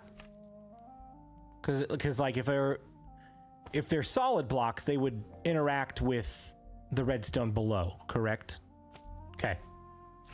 All right. So I don't want to tear this down yet, because this is actually, it's working. It's a working proof of concept. Let's move over and build the updated circuit. And like, honestly, I'm not bothered that this doesn't lock, because it's just gonna toggle the off. I'm more concerned about this locking, so we don't waste the flint and steel. You know what I mean? So for sake of simplicity, this could work.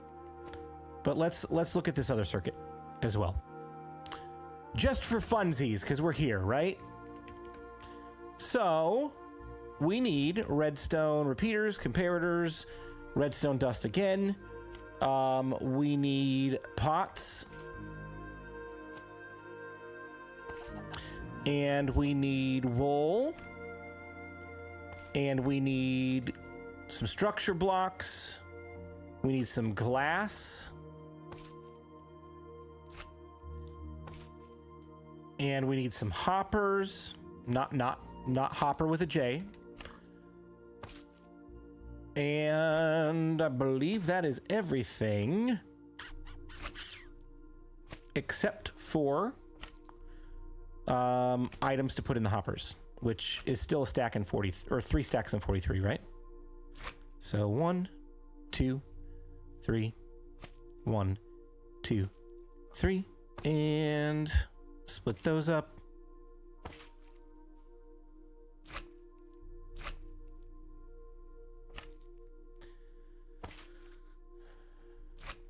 All right. I'm kind of mad at myself for building all this redstone over here, because I've kept this side of the world as decorative testing, and over there is my redstone testing side, but we're over here, so let's just keep going. It's that worst song ever again. Randy, what do you got against nostalgia, man? Skulk sensor to a note block with a mob head under an area. Prowl goes frequently to have underground motion sensing troll. Oh, believe me, I have thought about this. I have thought about this, and it's gonna happen at some point. All right, so let's start with the hopper, and I'm just gonna build it out how I see it. So block here, block there, comparator here. Oh, I need the calibrated sensors. All right, and then the calibrated sensor there. Then let's go ahead and fill it up so it's not just constantly going off. Thank you. And then here we go. We need to redstone dust. coming out this side into redstone dust and redstone dust there. And then we go into the loop.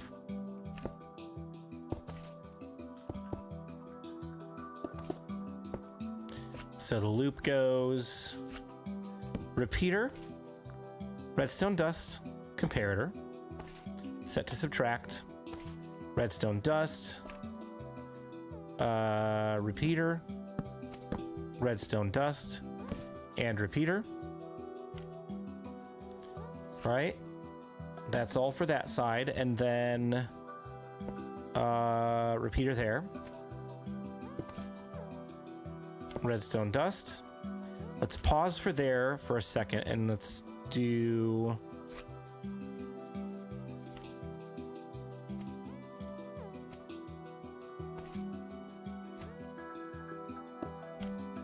this. There's redstone here.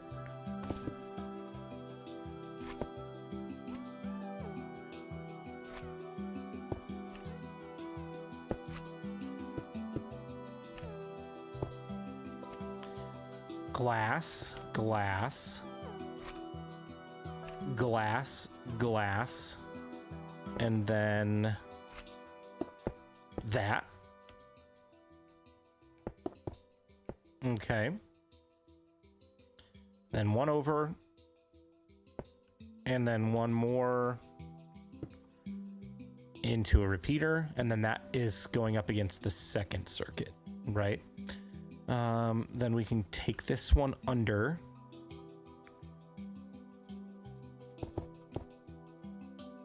All right, or is that going to connect up? That's going to connect up. What did I do wrong? Did I not put that one far enough forward?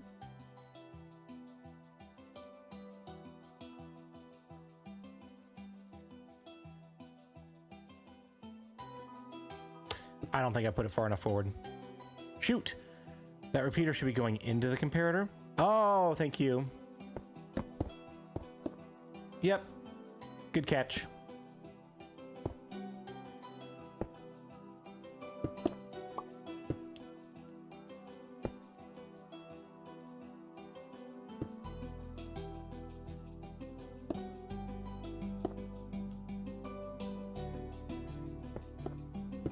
I'm going to send this way instead because it's going to overlap with that glass.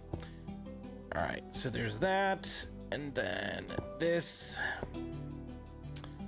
and then we can come back up here, and then one more block, and then calibrated sensor right here, and then comparator, and then repeater, and then calibrate. All right.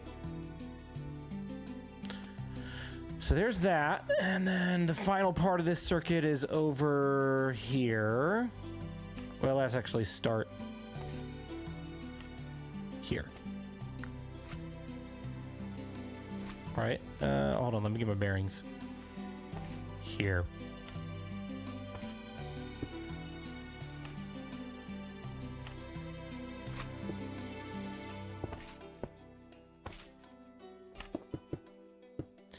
Redstone,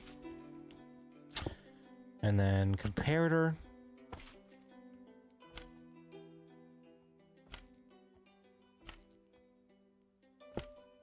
and then repeater going that way.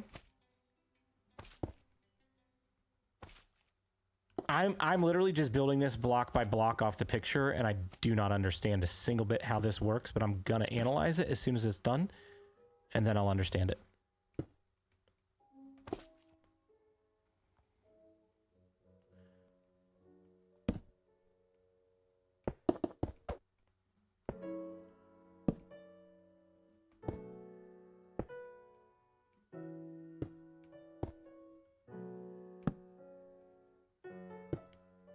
There we go. Okay, so then the only thing left is the pots and the wool. So the wool is off the corner of this guy right here. That should keep them separated. But if I raise them,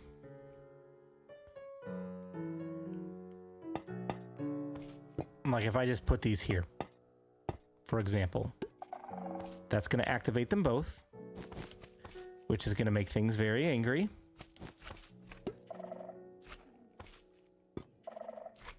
There we go.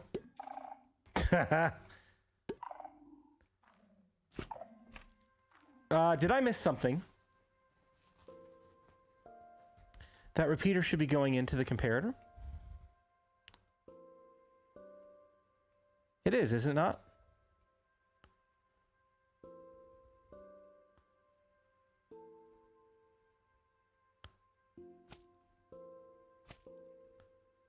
Subtract mode. Oh, that's right. That's why. Thank you. I was like, why is that staying lit?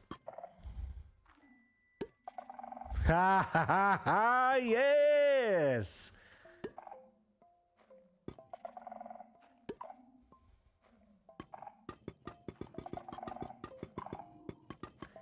So then, as long as I build...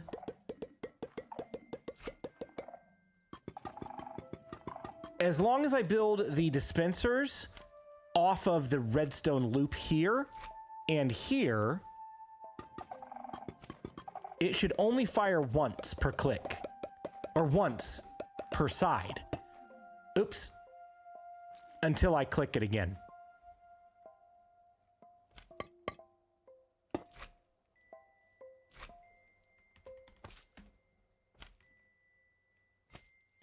You can't call that a circle circuit. Minecraft doesn't do circles. It's a square circuit. Fine.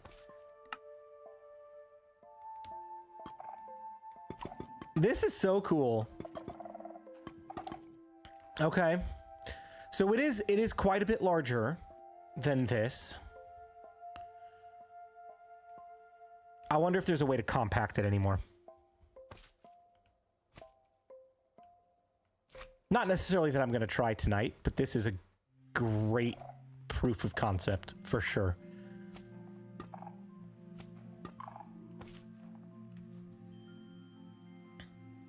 So here's where like my mind is like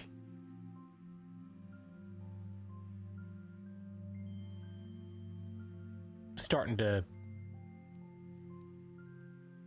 think about some fun mechanics for this. The big issue is trying to cross the redstone lines in a smaller space, for sure. For sure.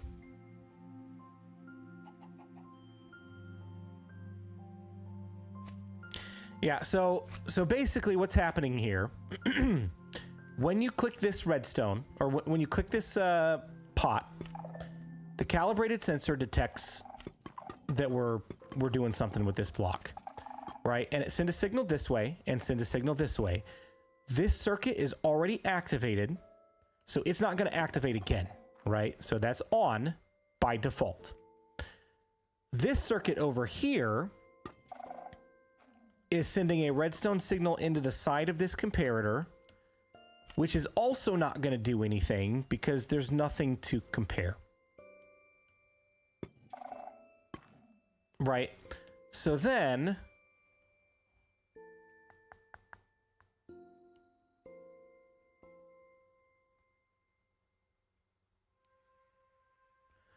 when you click this one, this redstone circuit is going to power that loop on.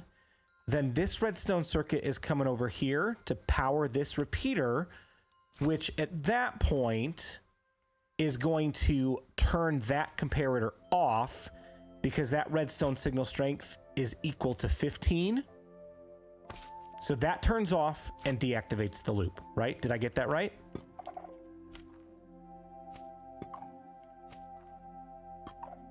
And it's just basically a giant mirror of itself.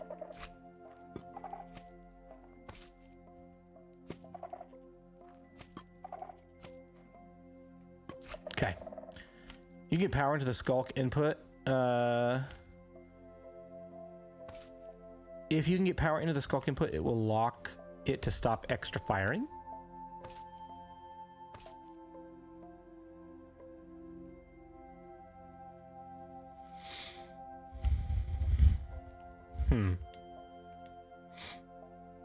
All right, let me look at one more redstone circuit here. Randy sent me something I want to try to build really quick just to see. Where is the Discord? Guys, this has been really fun. Like, I'm even more amped about this idea.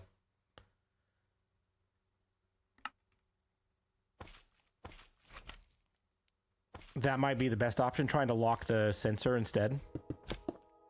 Let's come over here. Let's do one more.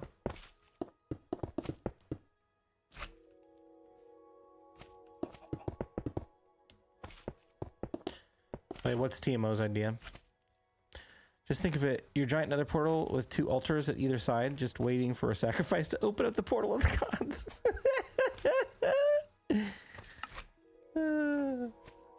Minecraft made me forget kindergarten geometry. It's great.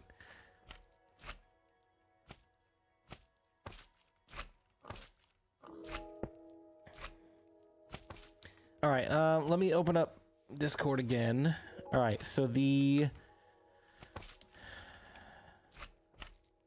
So Randy, one more time, your picture here does not show a calibrated sculk sensor. Does that matter? Because I want to use a calibrated. I only want it to react to certain things.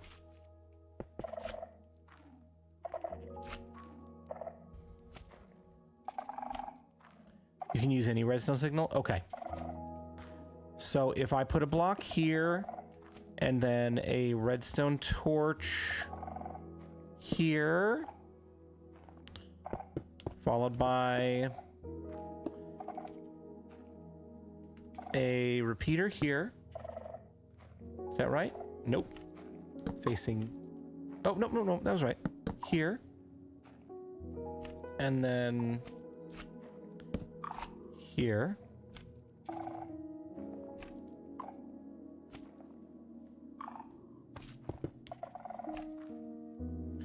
Oh, I gotta orient myself so it's facing the same way. This is like confusing me. Oh, I built it the wrong direction. The way you have it is this way. I mean, that still works, but I want to build it the same exact way just so I can get it right the first time before I invert anything. Okay, so there's that. Then there's that. And then there's that and that.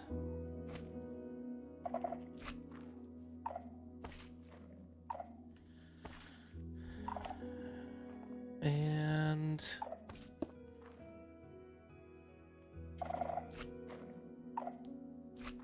redstone here. Redstone here.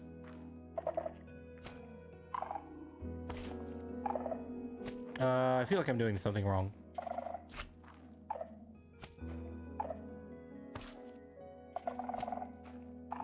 Because if I take this back this way...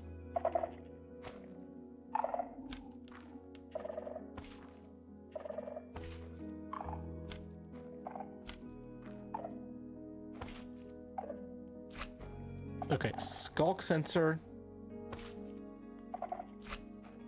redstone,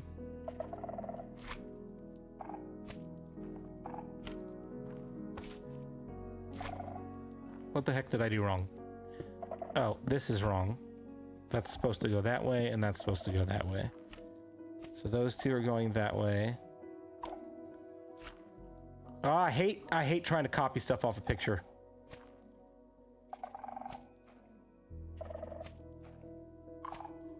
Yep, that's correct. Oh, I see.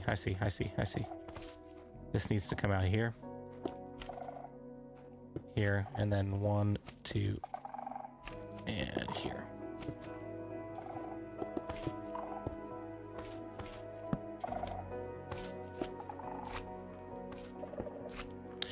All right, and then we can calibrate this to react to pots as well.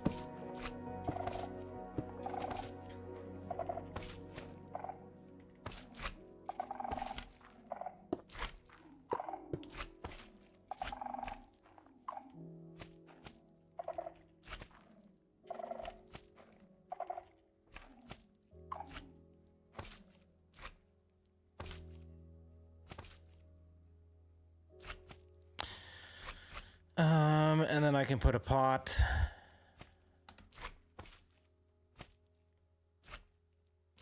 Here.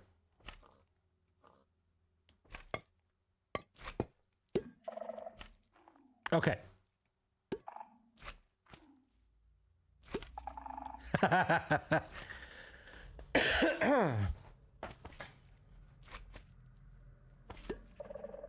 That's pretty cool. That's pretty cool. So now I need to make a decision. Because the decision is, do I want a extremely small, compact redstone circuit? Because I could tie a firing mechanism to this, and then a shutdown mechanism to this, to do exactly what we've done over there, right? That would be really easy to do. But I lose a little bit of functionality, right? So simplicity over functionality. Simplicity is cool. Functionality, what I have over here that can't do, is an individual off-on switch, right? That then will not allow firing multiple times. So if for some reason I come over here and click this, right? It has the cooldown, so that's okay. Oh no, I can't build off of this because this is on either way. I would have to build off of like this. No.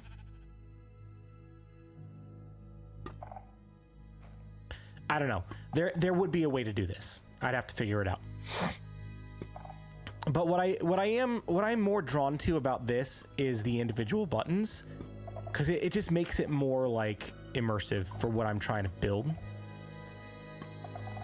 The other torch. Ah, yeah. So either that or that. So I could have it firing like that direction. So this would be the, and then that would be the.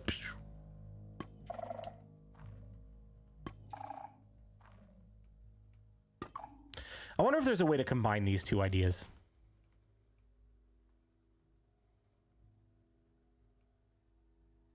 You know what I mean?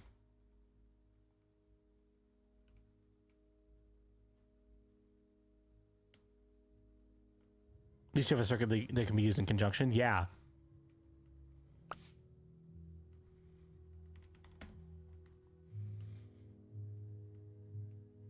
All right, let me play for a minute.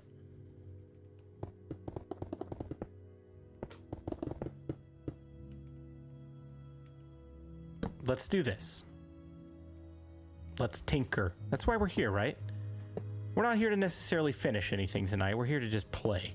Have fun. Figure out redstone. That'll eventually light that really cool portal over there.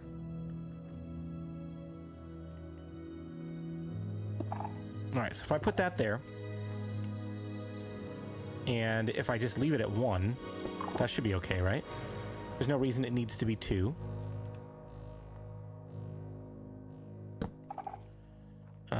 And then... Or is there? Yep, there is a reason. Because if I back this to there... Or would it work the other way around? Hold on, let me just tinker. Let me tinker. So if I put a...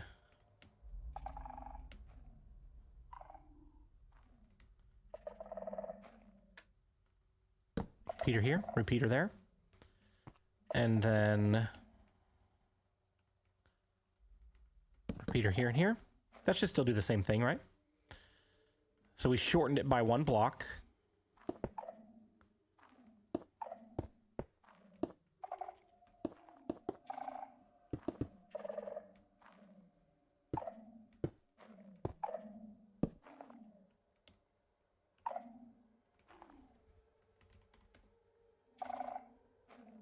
We've been letting you play for 2 hours.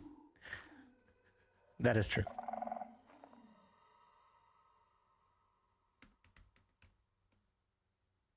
What time is it, by the way? Oh, it's only midnight. Pfft, that's fine.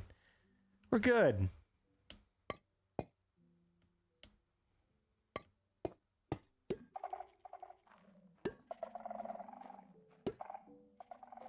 Okay, so that doesn't work.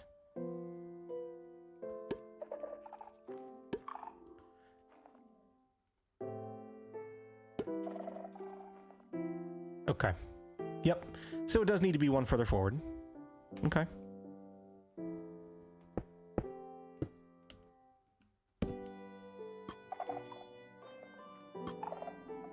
Okay.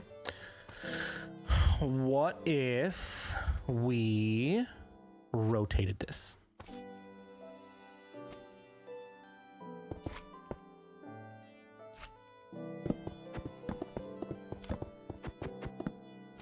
Torch is hitting the wrong repeater. Yeah. Yep. So if I put the redstone torch here, wait, does that actually do anything? Nope.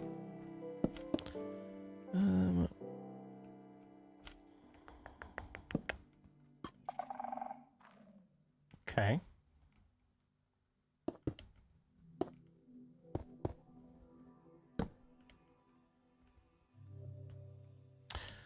It needs to hit the second repeater, right? And then the first needs to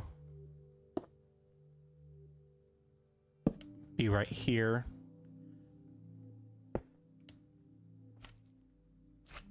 Which then, oh, nope, that's not gonna work.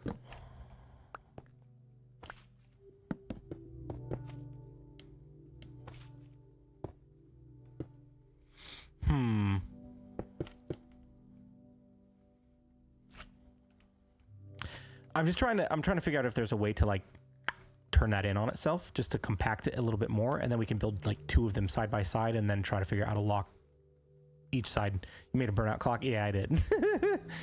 I sure did.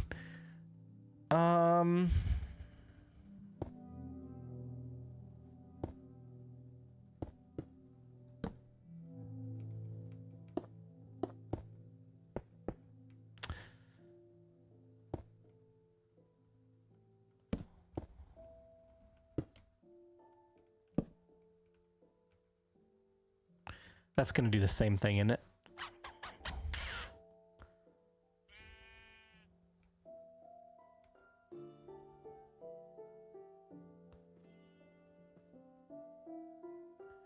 Lots of viewers to watch you do redstone. I know. Thank you guys for hanging out. I appreciate you.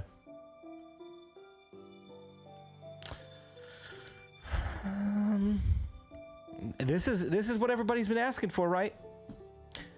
All the boring stuff that I'd be doing if I was watching TV, just hanging out with y'all instead, right?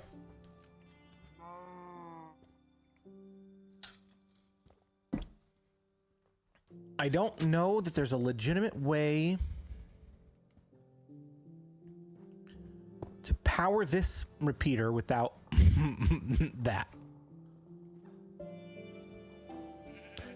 Unless...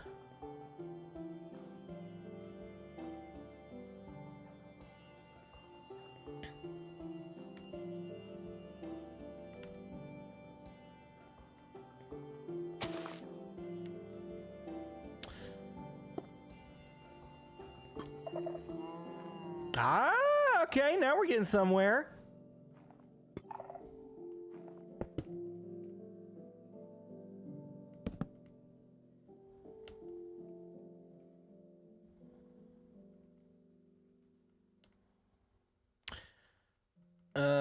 So the goal is to light that second one, right?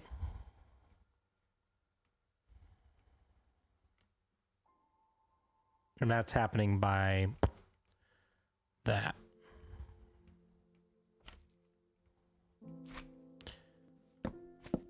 If I reverse the order of them,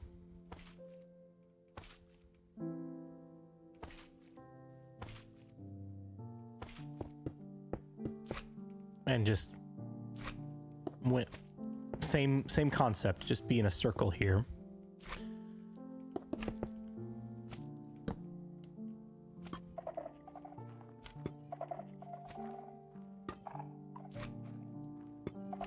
Okay. So it does something similar. Slightly more compact in on itself. I mean, same number of blocks. but a smaller footprint, I think. This is like 1, 2, 3, 4, 5, 6 by 1, 2, 3, 4, 5, 6 by 5, and this is 2, 3, 4, 5, 6, 7, 8 by 1, 2, 3, 4, 5. So yeah, it's a slightly smaller footprint. Does the same thing. Then if I were to mirror this and separate it by a block so that they don't interact.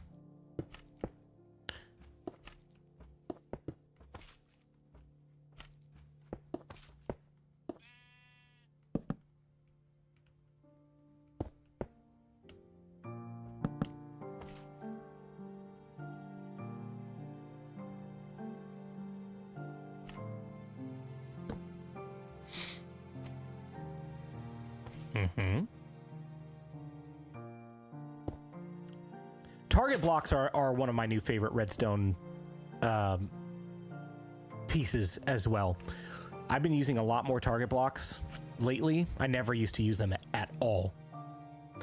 I think calibrated skulk sensors are probably going to be another like addition to that list because they're so fun. Yeah, Randy, is this your design or did you find it somewhere? You had help designing it? Nice, that's cool.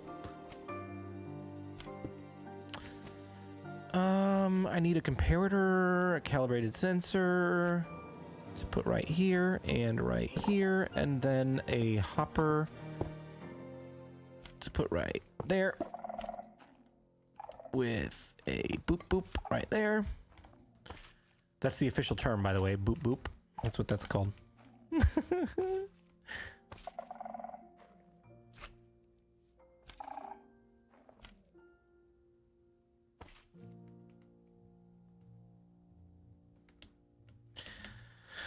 Okay, and then if I separate these by wool, right?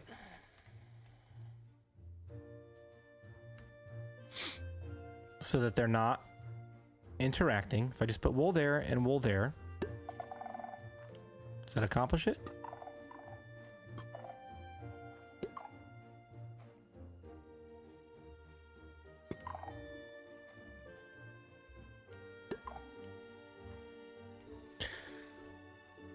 Huh. I've just thought of something.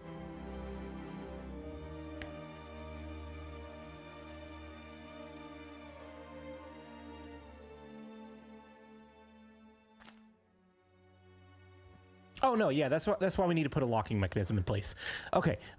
We're still on track. So these are not cross interacting with each other anymore. If I put this one higher on both sides, will that still work? Yep. We're only interacting on one side, so that'll give me space to put a floor under it. All right. We're getting somewhere. Now, if I take...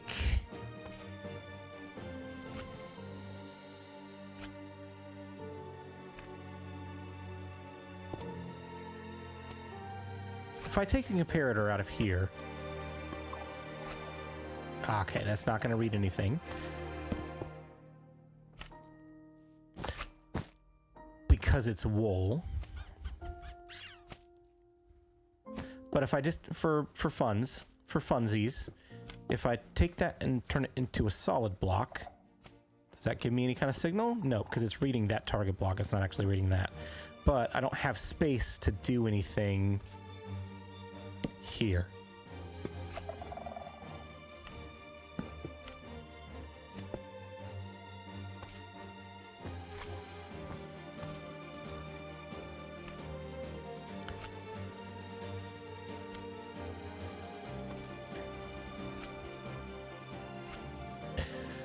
What's the use of the hopper? The hopper is sending out a signal strength that this calibrated skulk sensor will only allow certain things to interact with. So, for example, if we look over here again at this example, if we put items inside of here, based on how many redstone signal the hopper puts out, is what the calibrated skulk sensor is allowed to do.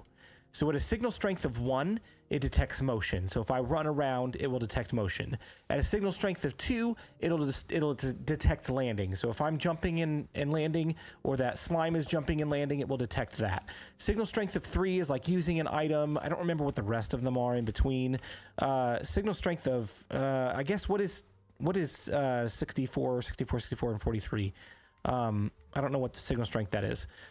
Signal strength 15 is like explosions and mob deaths and things like that. So depending on what signal strength the calibrated sensor is getting is what will be allowed to interact.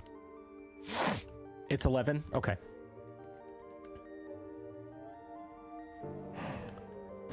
So what I need to do is figure out how, when this gets activated. Ooh.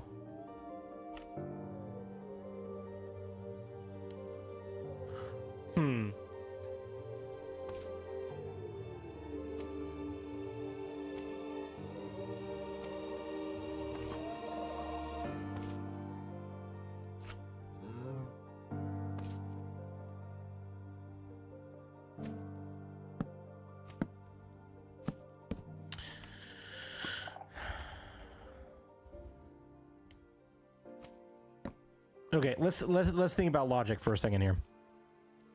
Oh no, Randy, what happened?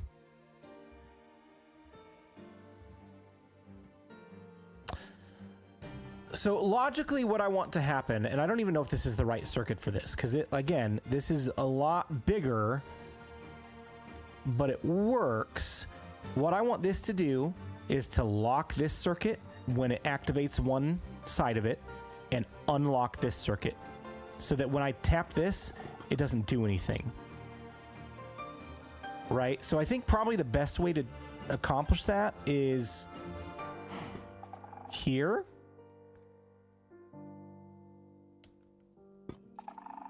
Right? So when this is on,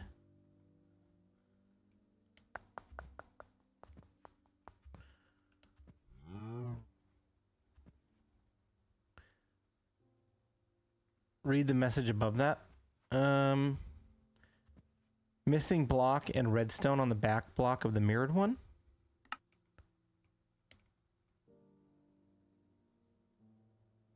Oh, yep. Wait, what? Oh, man. I didn't finish building this out. You're right.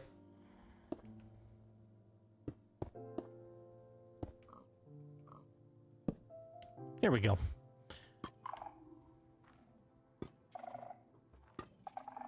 Okay, so they're both working correctly now. But what I want this to do is what this already does, right? So if I click this, see how that doesn't change? I can click it as many times as I want, but that will not fire another charge, right? Kind of like this over here. That's on. It will not do anything again until I release that by turning off the portal. Right? So that works. This works, but is much larger. So I need this, when I click that and that redstone comes on, I need this circuit to be locked and it released to unlock this circuit. Right? Does that make sense? How would I go about that?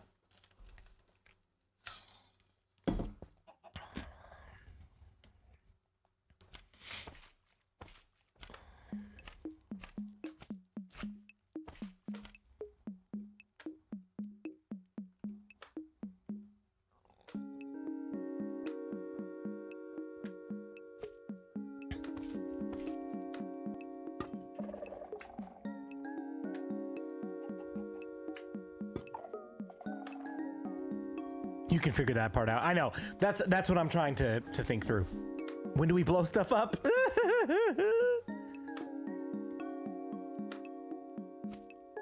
Are you getting sleepy, Blue? Honestly, not yet. I'm feeling pretty good.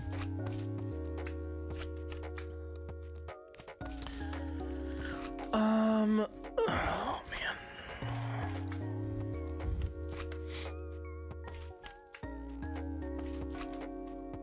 So what changes when I click this?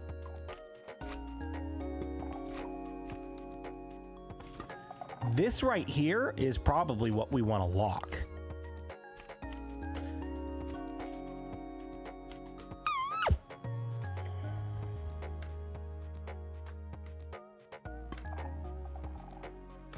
Which, if that's the case, we may have built this backwards.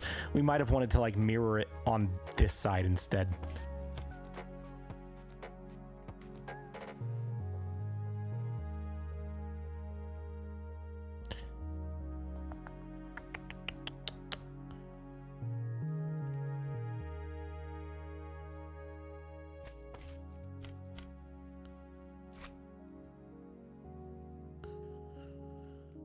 Oh, yeah, I guess we could do that too. So, like, if I put...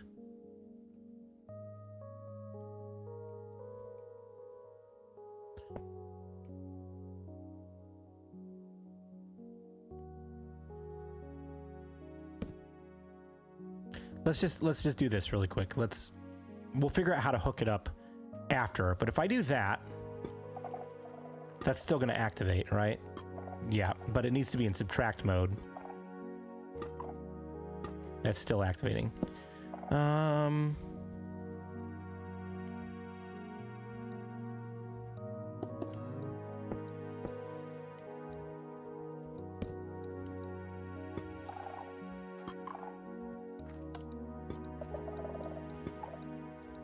Nope. You need to lock it after the sensor.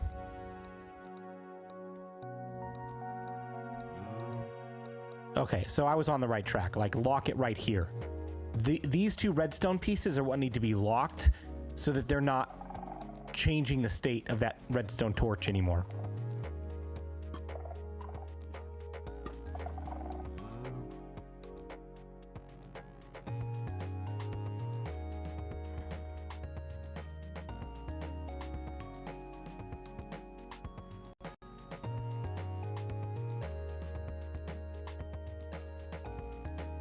Move back a couple of blocks.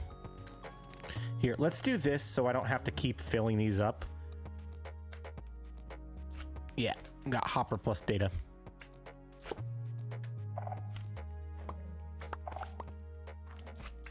And I'm just going to put that on the ground right there so I can pick it back up if I need to. All right, so move this back, put this here, put that there. And then a repeater here. And then hopper. And then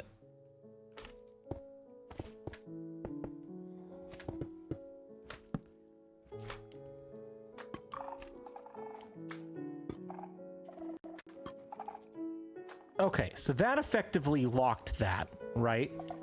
To where that's not going to change state anymore.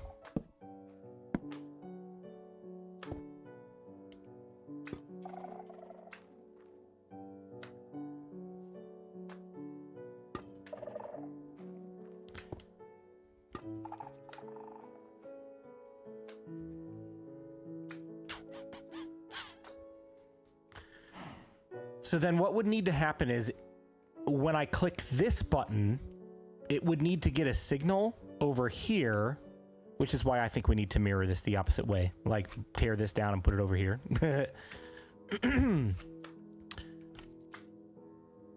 I've enjoyed this, BluJay. Thank you, kind of behind-the-scenes training. Working split double tomorrow. Good night. Edwin, thanks for hanging out. Enjoy your day tomorrow. I'm glad you enjoyed. This was a lot of fun. I'm going to keep going for a little while, though. Catch you next time. So yeah, what I need it to do is when I click this one, for this to activate, and then for that to shut off, and that to shut off. Does that make sense? Which is making this seem a little more inviting because we're starting to get a little bit bigger with this circuit. You know what I mean? Let me mirror this one more time over here.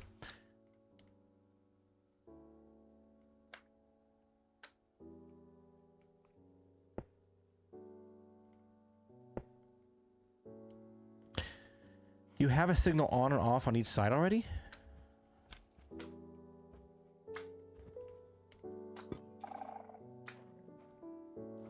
I do, but now I've locked this. So how do I unlock it? With this.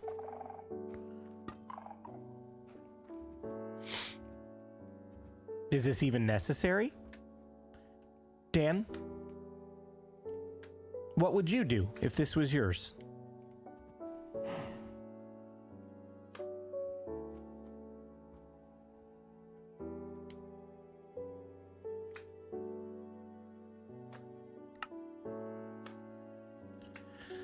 Original survival world got corrupted. Should I start a new one? Absolutely. I mean, that stinks. That's horrible, but... Dude, there's always room for new Minecraft worlds. Absolutely. Don't give up.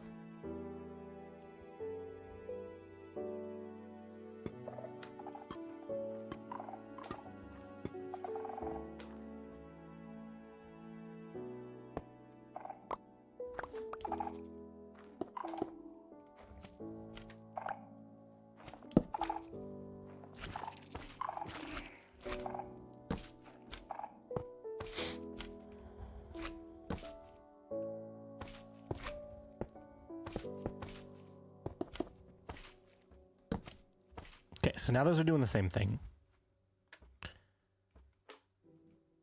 If I come over here with this.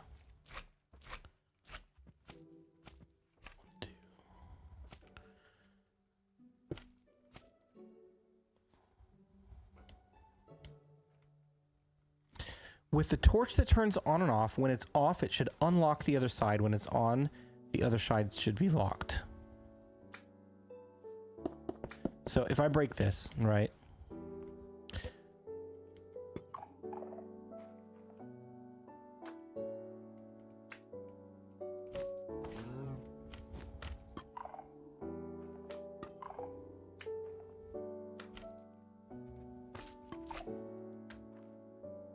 I mean, like, they both toggle each individually.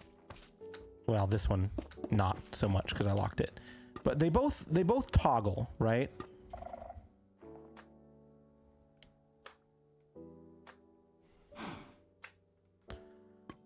But I need it to toggle once and then lock. And then when I hit this again, it won't toggle again until I do this. Basically what you've already done over here.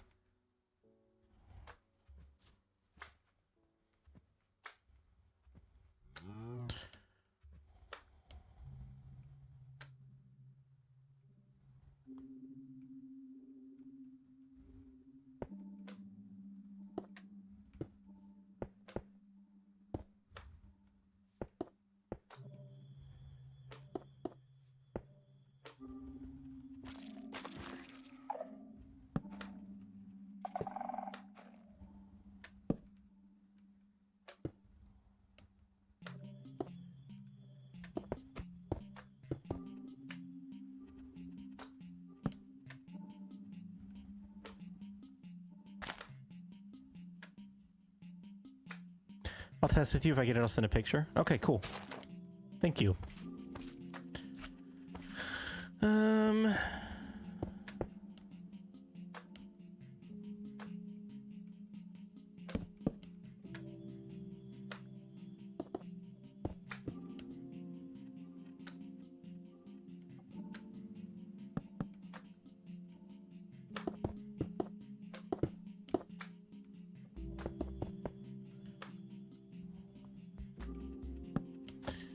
All right, so there's that, and then... Is that everything? It sure is. All right, I'm gonna tear this one down, just so I'm not confusing myself.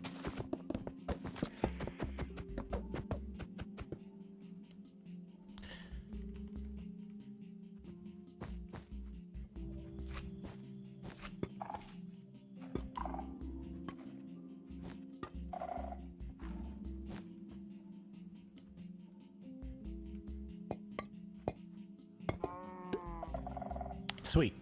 Okay, so now What if...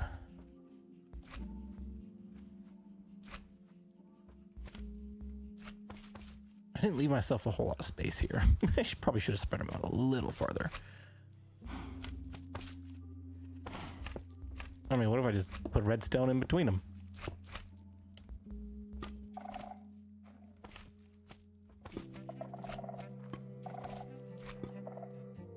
That certainly locked it, all right.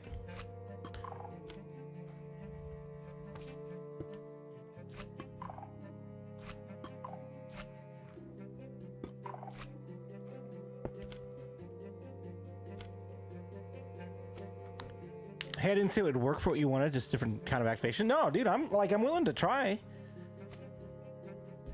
That's what we're doing. We're tinkering. How are you doing tonight, Blue? You feeling better? I am feeling so much better.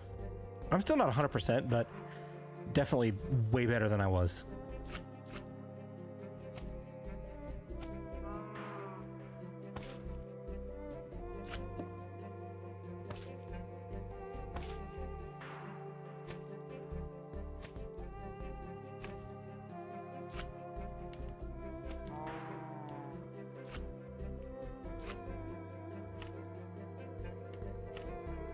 Oh, do I need...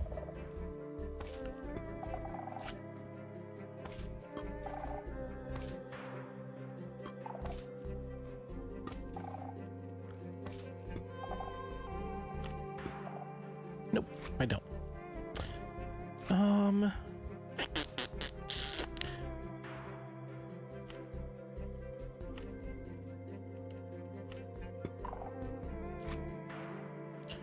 The torch by the target block should link to the other set to lock the comparator, possibly.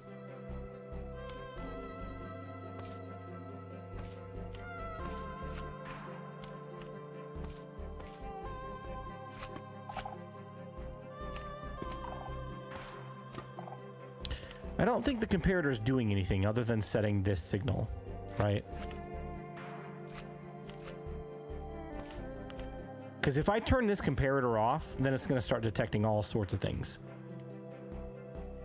If anything, we want to lock this.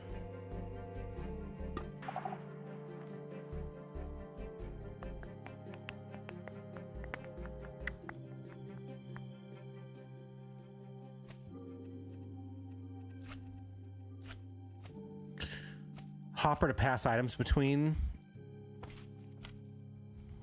I mean, we could potentially do something like that. Active torch to lock the other repeater.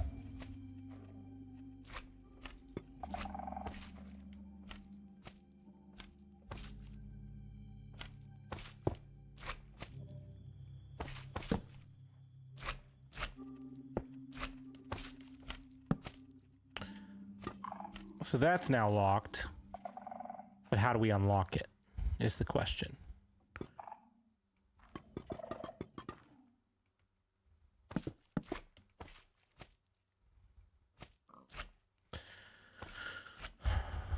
That torch is the key. Which one? This one or that one?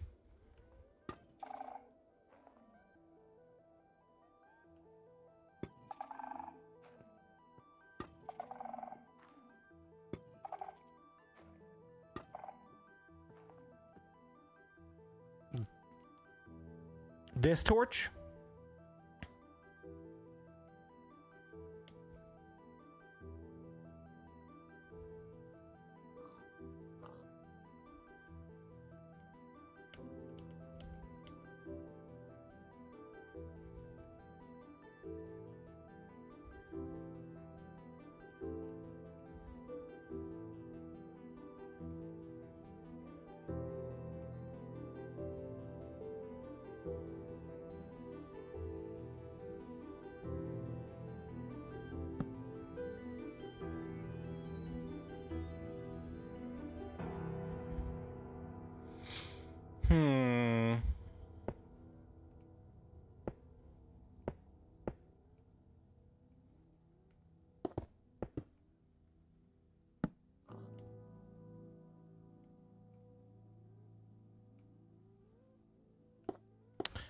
What if I separated these a little further?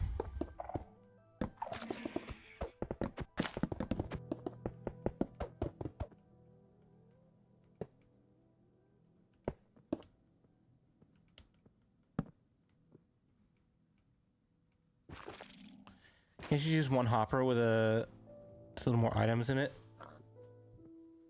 to up the redstone signal by 1 and redstone is just between the comparator and skull sensor? This way you can use less items. No, we need the skull sensors to react to the same thing.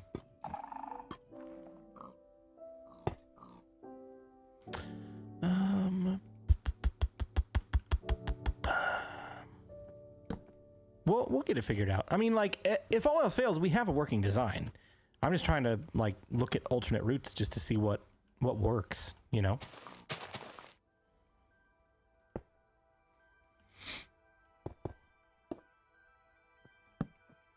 We definitely don't have to continue doing this. I'm just doing it because it's fun. At least for me.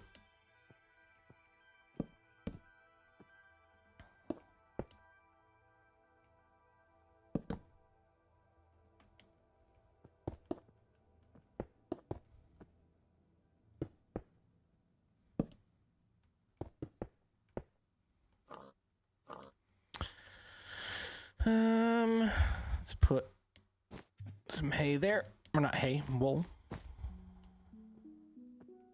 Compacting redstone is challenging. It really is. When I'm designing something for a redstone contraption, I don't care about compactness. I care about function. And once I understand how it functions, then I can worry about compacting. What I'm trying to figure out is how to get these two circuits to work together so that when I activate one, so like that redstone is on, this redstone should be off. But if I click this should not be able to toggle until I click this to turn that on, and then that gets locked or unlocked, and then this gets locked in the on state. TNT. Yeah, just blow it up. Let's get some TNT and blow it up.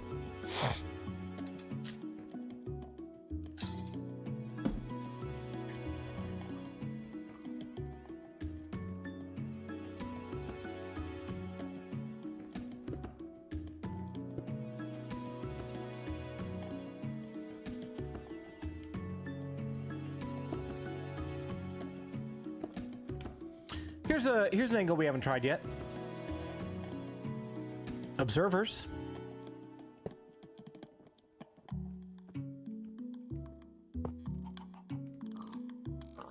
Right. So that'll observe that change. Correct. Ooh, it doesn't. What about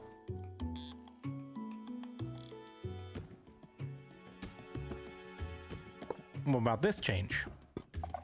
Yep, that'll detect. So if we do that,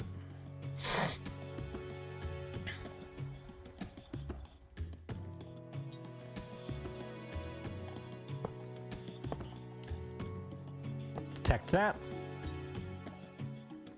detect that. Yeah, all this is going to do is toggle.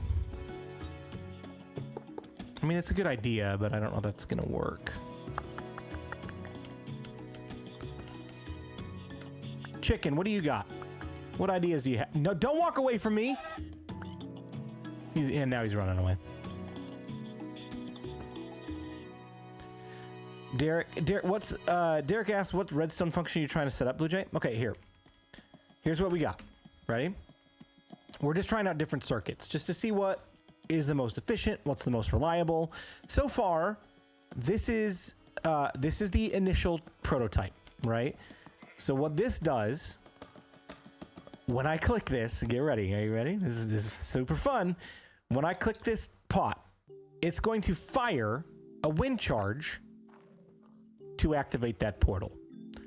Then, if I click this again, this is in a locked state, so it does nothing.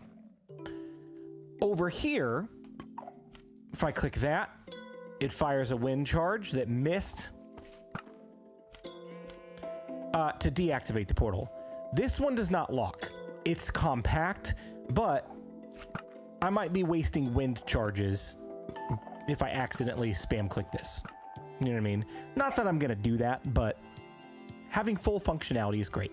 That brought us to this circuit. Both of these are Dan's design. And this one is a little bit larger. It's all gonna be buried underground, so it doesn't really matter. But it is a little bit larger and a little bit more messy, right? These lock individually.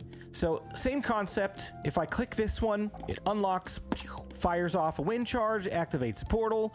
It will not fire another wind charge on this side, right? Then if I click this one, fires off a wind charge, deactivates the portal, will not fire another one off on this side. So they lock independently of each other, right? Then there's this circuit that's a lot smaller that has no locking functionality, but it's just a toggle, right? So this redstone torch toggles on, this redstone torch toggles off. That redstone dust toggles on and off every time we hit this, right? So I thought, what if we combined two of these circuits? I kind of adapted this circuit into a little bit more of a smaller footprint. What if we adapted these two to activate independently of each other? Right, so if this one is on, right, I'll consider this to be the on state and this to be the off state. If this is on, I want it to lock so that I can't toggle this again until this one comes on. When this one comes on, it should send a signal over to turn that off. Like that, and basically flip-flop it. So that's kind of what I'm trying to do. I don't know if it's possible with this redstone circuit. I haven't really played with it enough to really know. Mitt, I don't know how to say your full name, but hello. Welcome to the Twitch chat. Good to see you. The other thing that well, I don't know.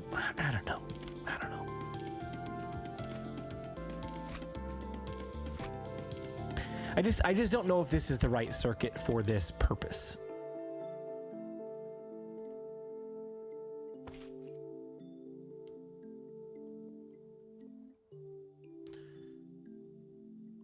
What I was thinking isn't going to work. Okay.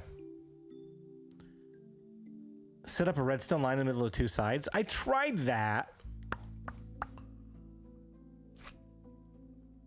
Right? So like, where are you talking about? You talking about like right here? If I connect these up with redstone, they link. And then neither toggles, right?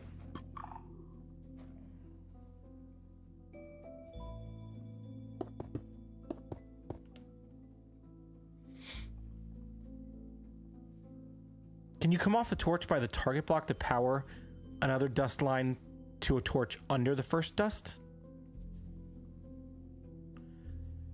Are you talking about like down here? So go here. Oh, yeah, I bet we could do this. What if we did this? What if we went and did a repeater and locked that? Nope, it's gonna cycle.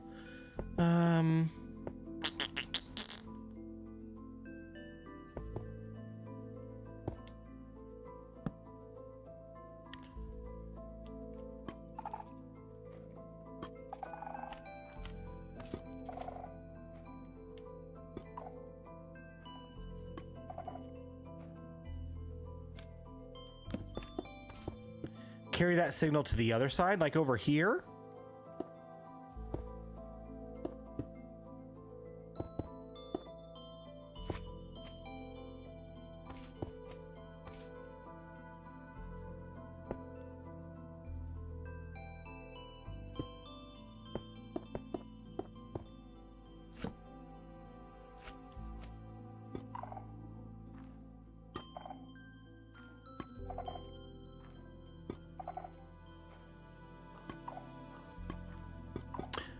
Okay, so that's locked.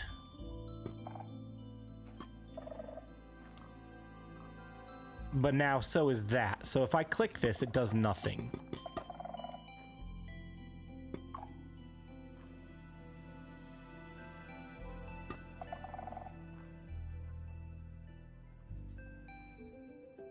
So would a copper bulb do it? It powers on and then you have to hit it with power to turn it off again?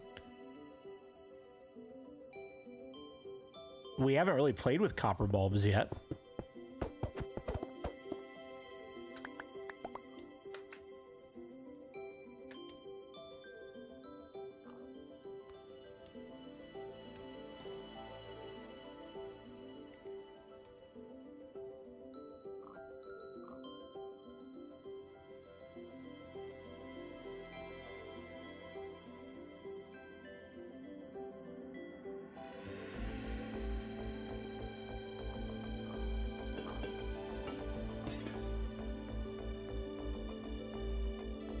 How do you toggle them?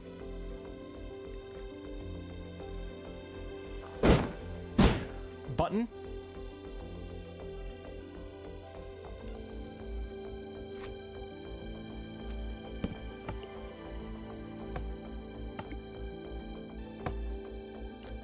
Dan should be back soon.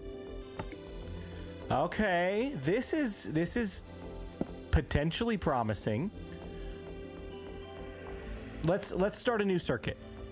Let's design something from scratch.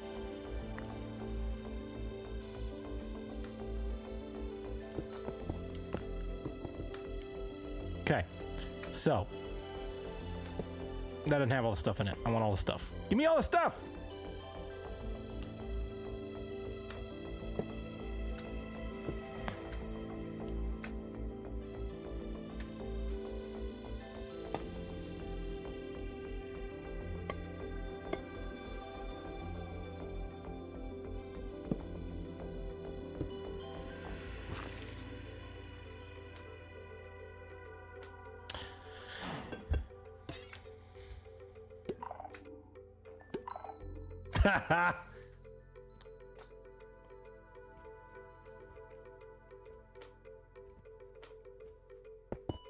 Watch this be like the simplest thing in the world.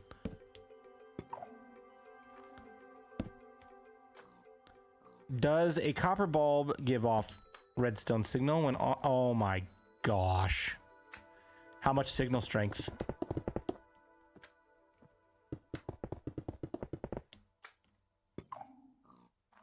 Full power.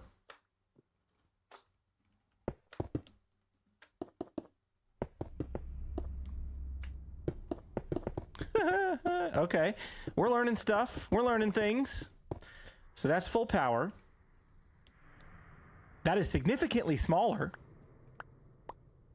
That is for sure. Okay, so then that's considered on.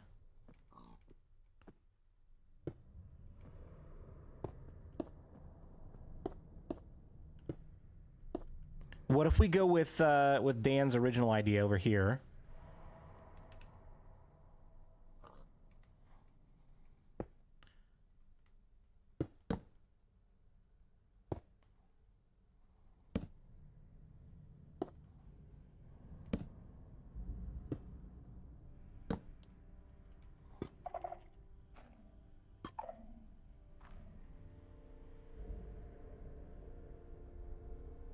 How do you pick block with the items inside? Pick block didn't do it for me.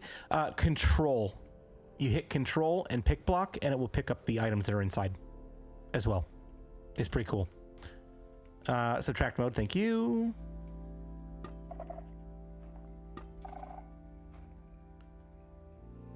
That's interesting. Why is that not? Why is that not? Does it need to be a repeater?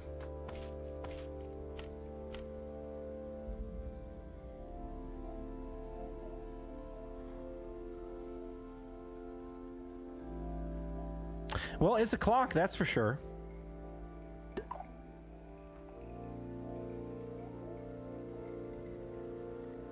I'm missing the that button on my controller. Nice.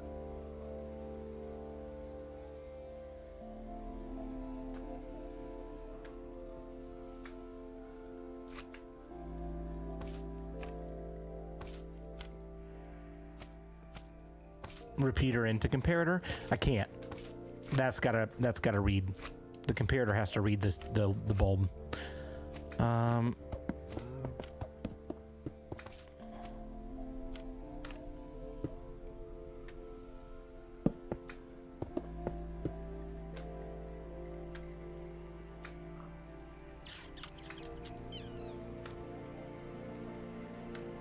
Go under comparator?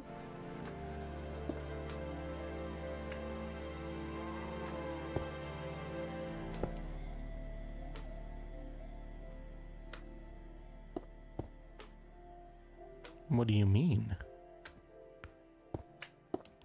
Like that? I don't know what you mean.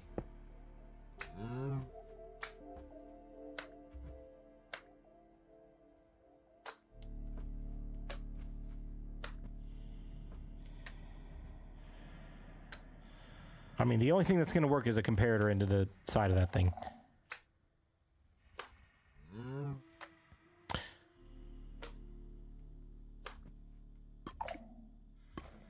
This is a great start, though.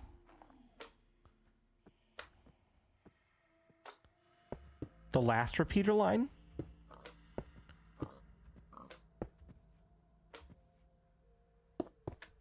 You talking like that?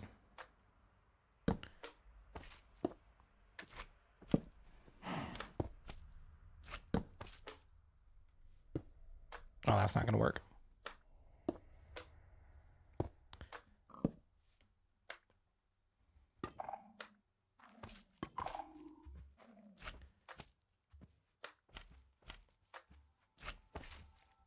Well, it stayed on. That was the goal.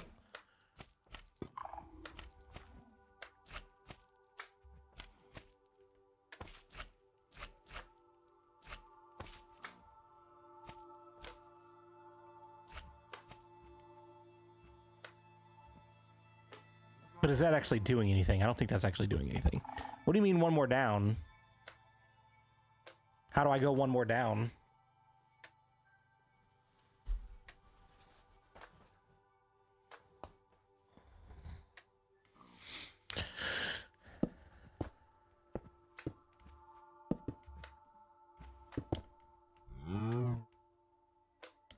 Need to lock the repeater out of the comp.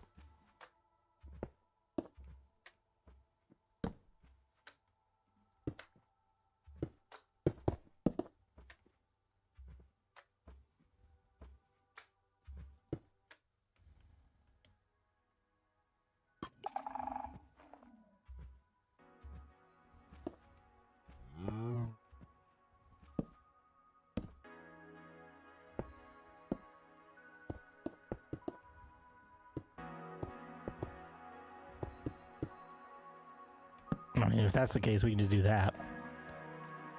But that's not going to do anything.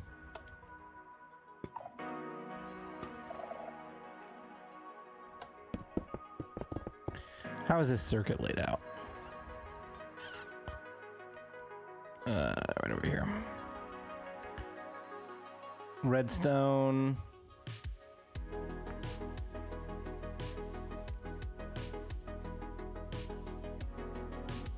It's just in subtract mode.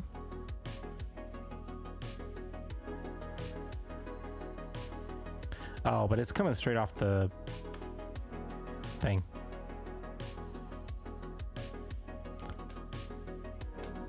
Oh, 11. Yeah, it's putting out 11. But this is putting out 15, and it's on a toggle. Right?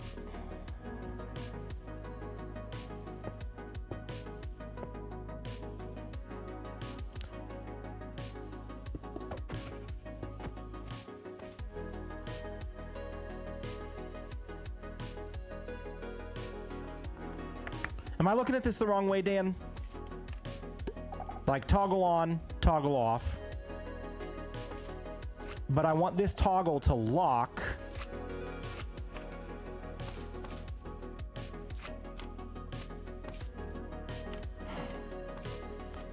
If the other toggle is available. What if we ran instead this into here?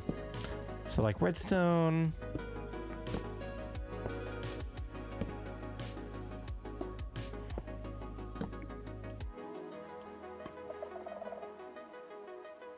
Oh, that did not do at all what I wanted it to do.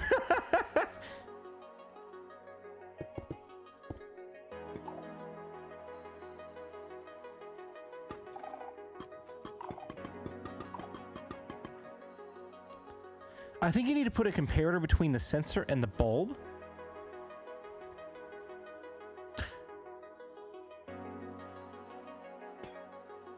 Okay.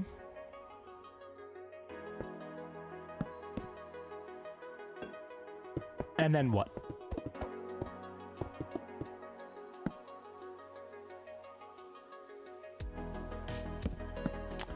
What if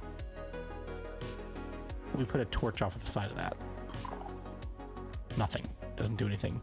So it seems like the only thing that interacts with this bulb is a comparator.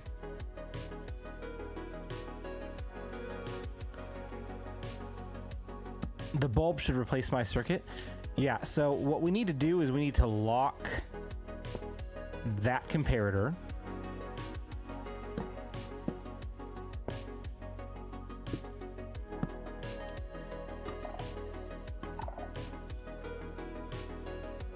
Okay.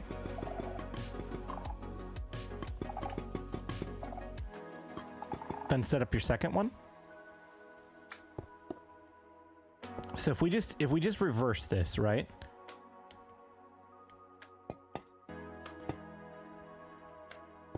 This is so tiny. If we can get this to work, that's going to be brilliant.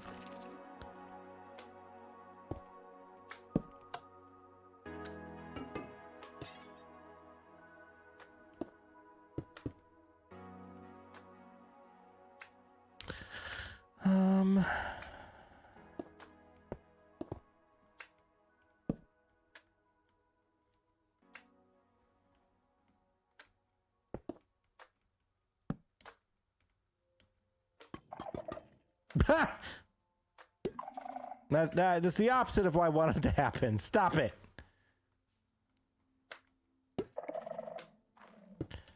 All right, I need wool, of course.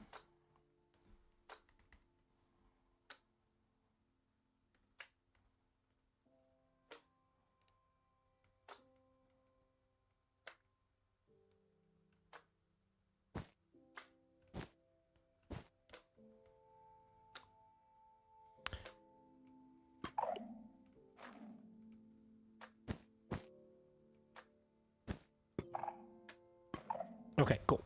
So they now act independently of each other.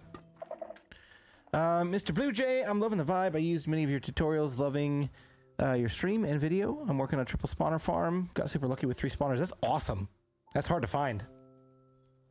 Next to a geode, too? That's sweet.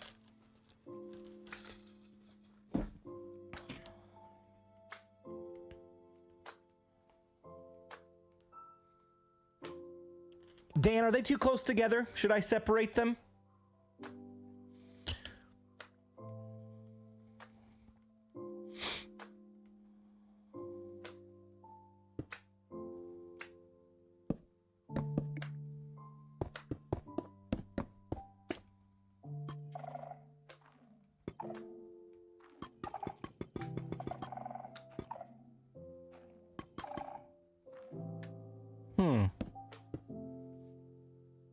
We're on to something.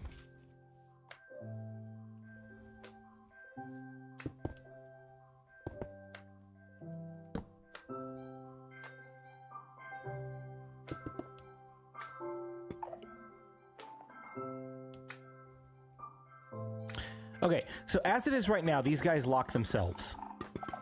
But I need this to unlock that. So in order to do that,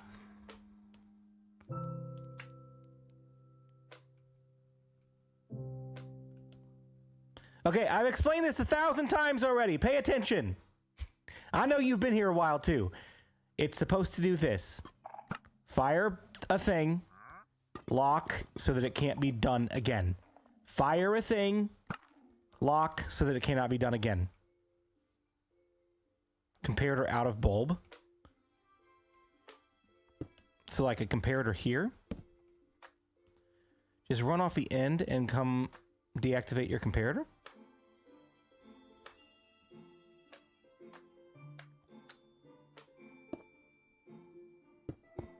What, like this?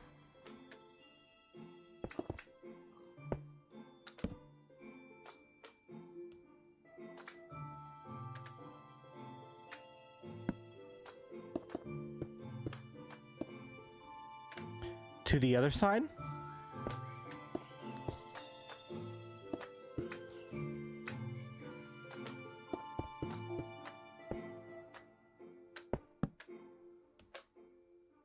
Okay, but it needs to be like off by default on one side already, right? Okay, so this is locked, right? If I turn this one on, it did nothing.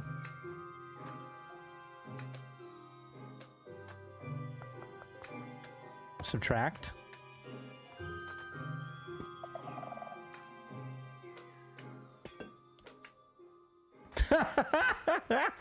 Now we got a problem. Into the bulb.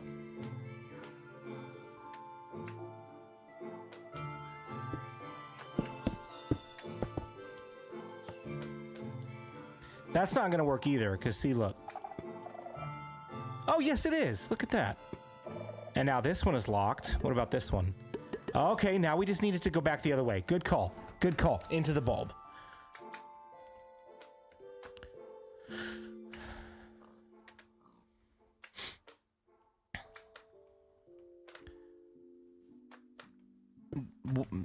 Would that work? No.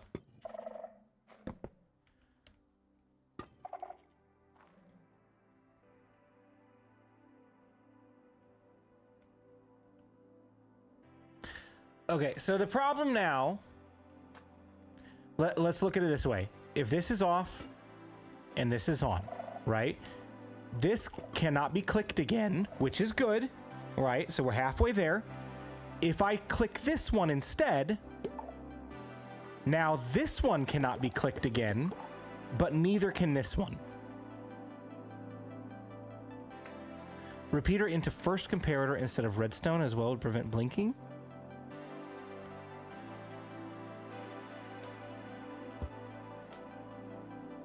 Are you talking like right here?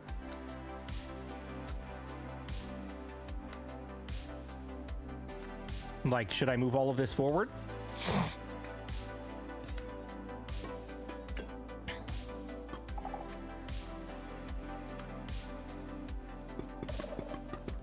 Which side? This side? Left or right? We're getting so close. And this is so tiny. So tiny. So if this is locked and this is unlocked, right? I cannot toggle, but I can toggle. Right side is correct. So put a repeater over here. So if I do this, boop, it switches to activate this side, but now I can't do anything else. This is locked. Right? So let me move all of this forward by one.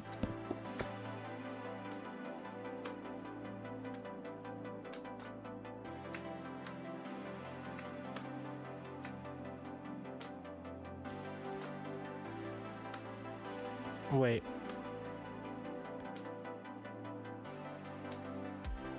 Now I'm confused. You want me to match both sides? Repeater into first comparator instead of redstone.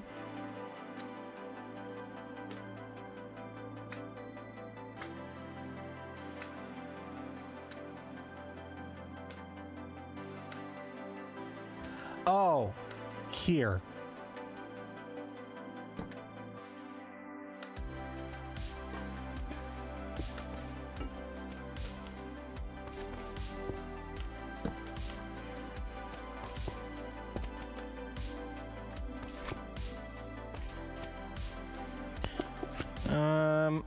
Boop, boop, boop.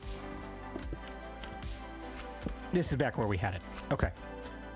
So if I turn this one off, oh, I can't turn that one off. I can turn that one off. So that's on, that's off. Now that's on and that's off. But it can't do anything else. It's like permanently locked now, which is the opposite of what I want to happen. Repeater into bulb.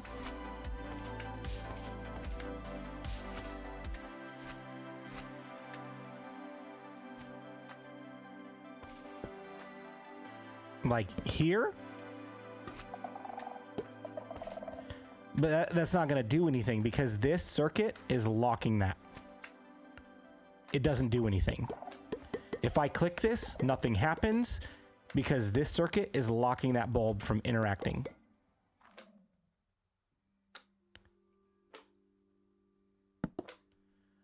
The repeater on the end should go into the locking comparator. This repeater right here, Dan, should go into which comparator? This one? We tried that, but then it just looped. Right? So if I click this,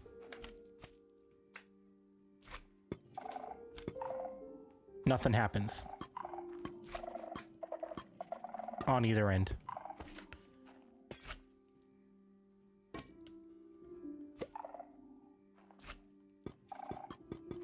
And if I put it into subtract mode,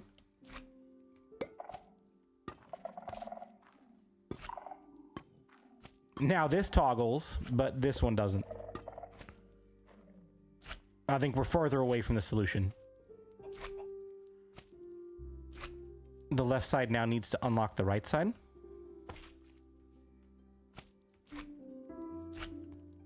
Can I accomplish that same? Probably not. From here.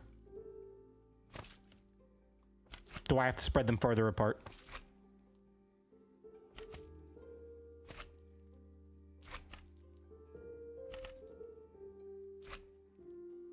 No, I don't want a pulse. Because a pulse will not lock one side. I need one side to stay locked at all times. Let's do this. Gosh, this is such a simple circuit. This is so nice. Let's move it further apart. Let's give it a couple more blocks of space.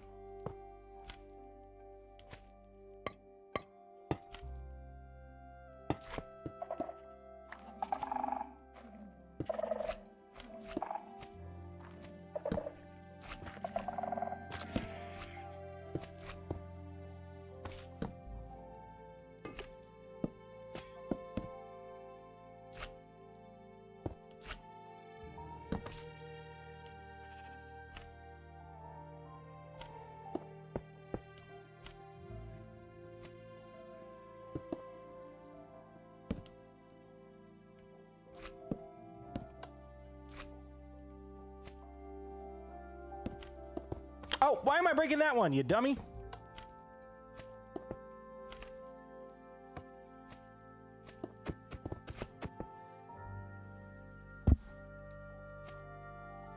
I think more room might help. Yeah, it certainly would. Okay, so now if I come off of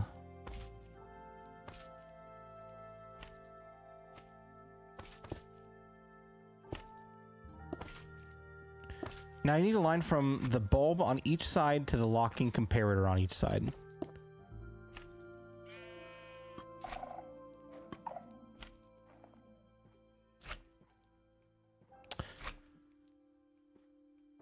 Okay.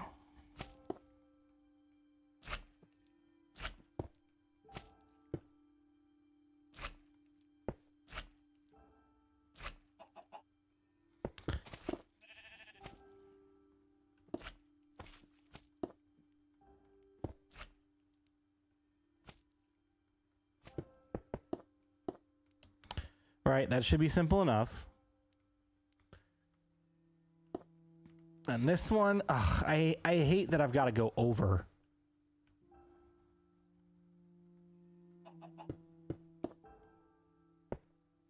Just makes it so much more messy. You know what I mean? What's up, John Doe? How you doing? How many deaths are in those hoppers? 64 and 43? 64 and 43?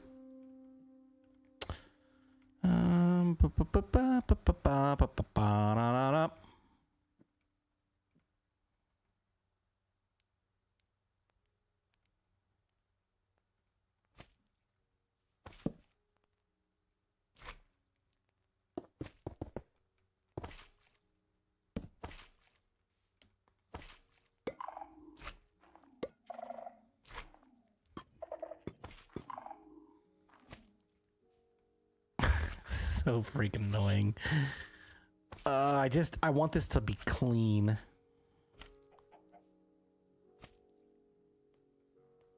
I got an idea.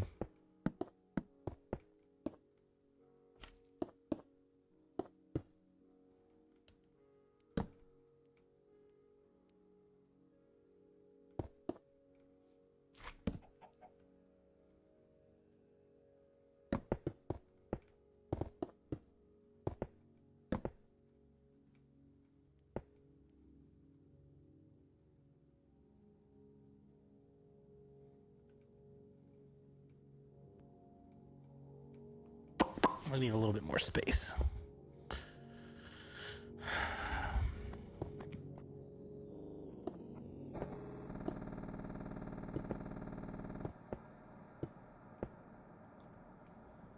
Or maybe not.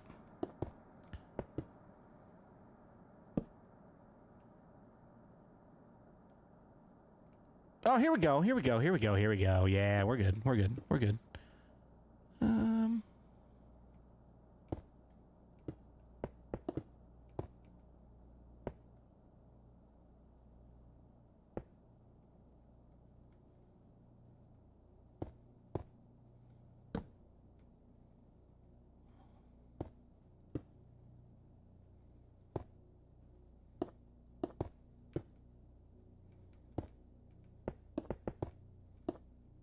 I can live with that.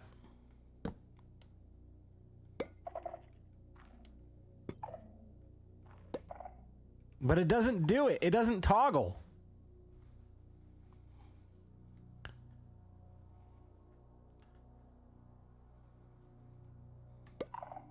Only one side toggles.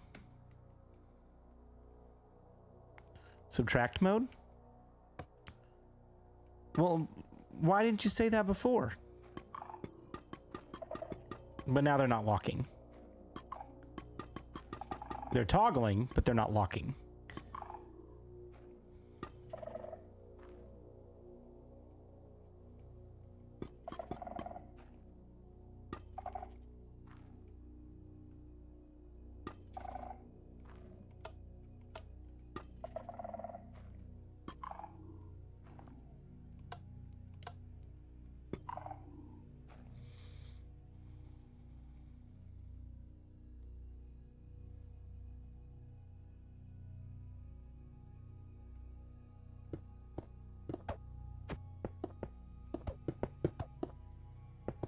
Man, we were so close. So close.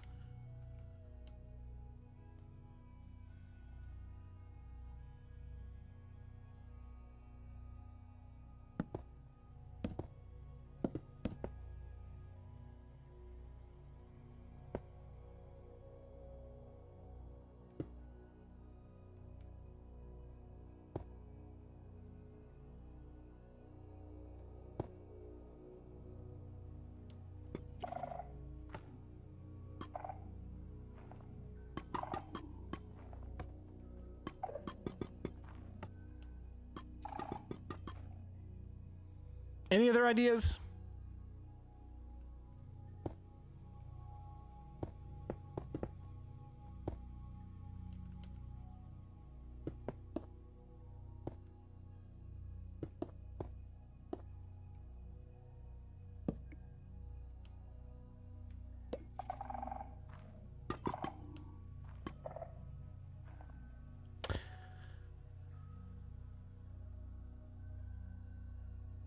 The comparator was powering the block, and so both lines were powered. Isolate it, and this should work. Oh. Okay, hold on. Let me rebuild it. Let me rebuild it. Give me a second. I want one to be off, so shut off.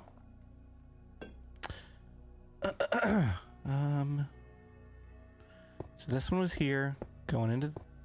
Nope, it was here, going into there.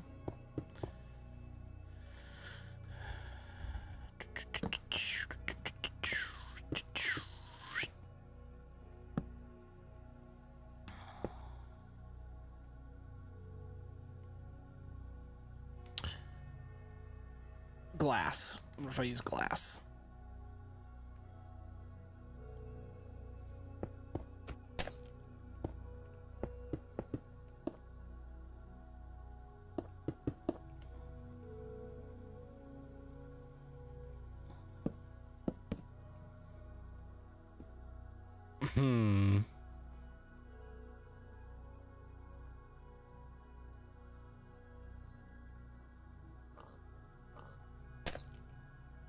That's not going to work because when I do that, that's going to power that.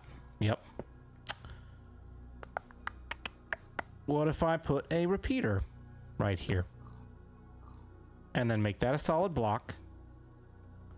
And then all of this glass.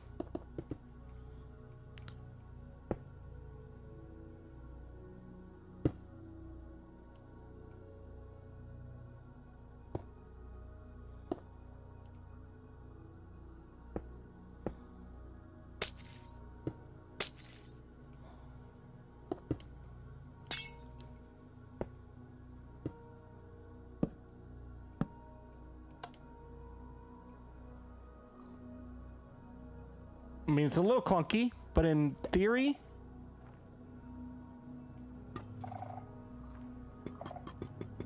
it's still not working, folks. Like, that's locked. That's on, but this didn't turn off.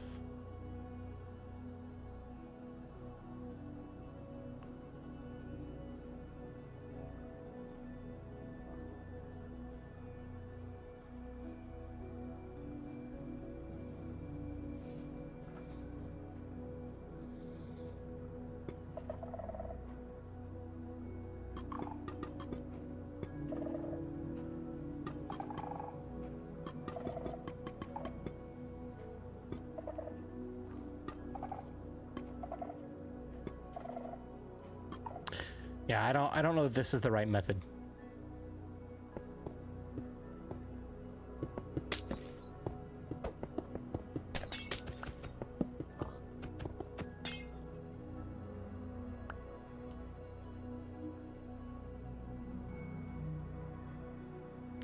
Right. Right, the bulb needs to see power to turn off, right?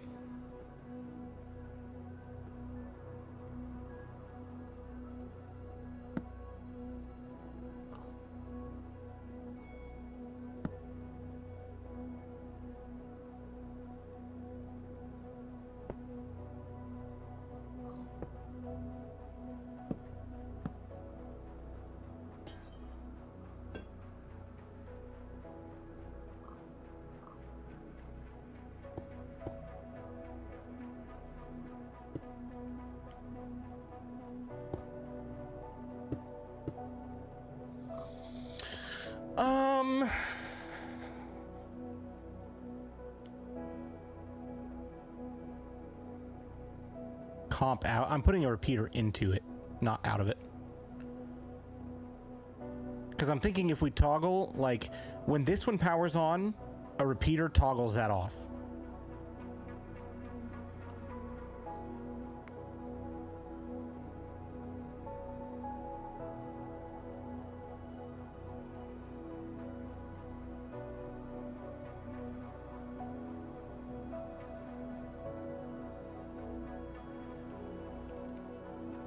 Right. So, if we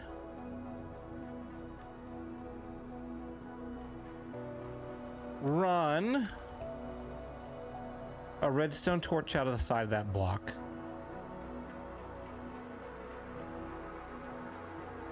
Well, no, I don't know we need to do that. What if we, like, let's just for theory do that, right? So when this comes on, that goes off. And then that cannot come on again until that goes off. All right, this is where we were stuck before.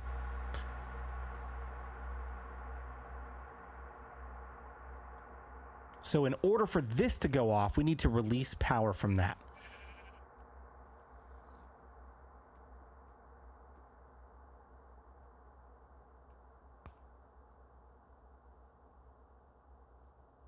Sub off? What does that mean?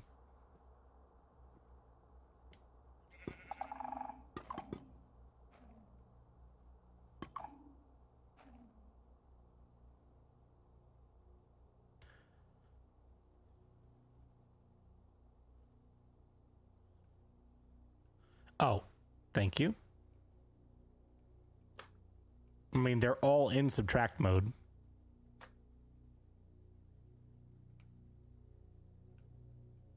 All the repeaters that matter are in subtract mode. An observer watching one bulb to power the other one to switch it off.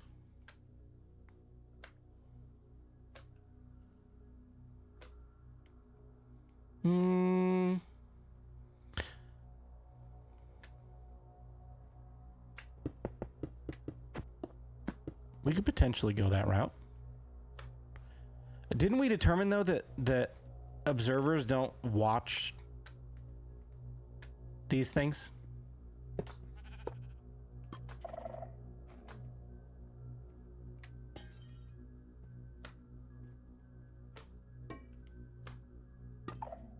Oh, they do. Okay.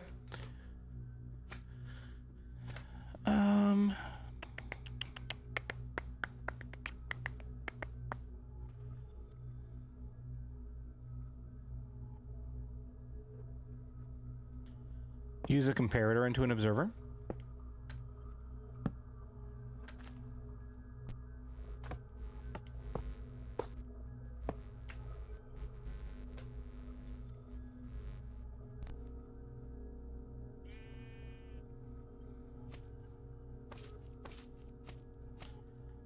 Out the other side of the bulb? Like over here? Or over here? Like, do that, but then we don't have the locking mechanism here. Right? It just toggles now. We need it to lock.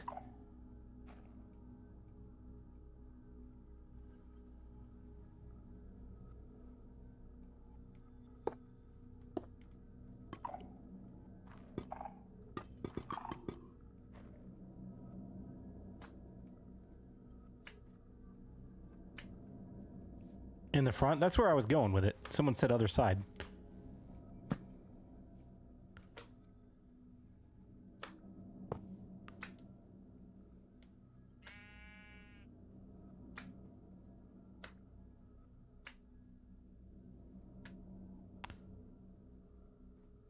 Quick, someone wake up Nogri. Okay, so if we do that, it does nothing when it's locked, right?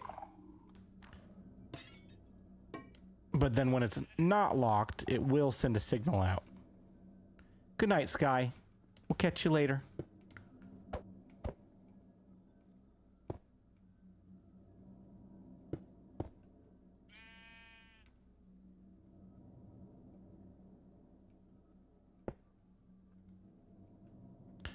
Let's just not worry about both sides yet. Let's just do one side at a time. All right, so if I do that,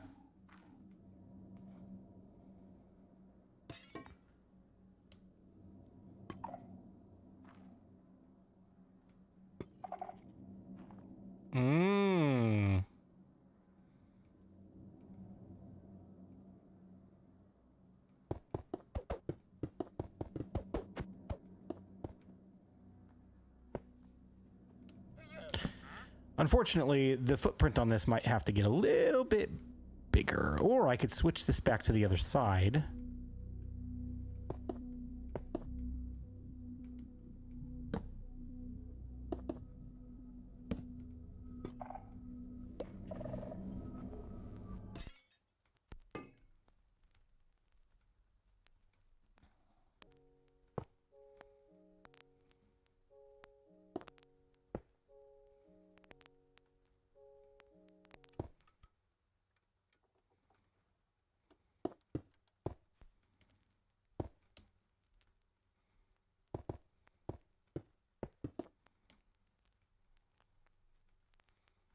Right, so this is still locked, which is good.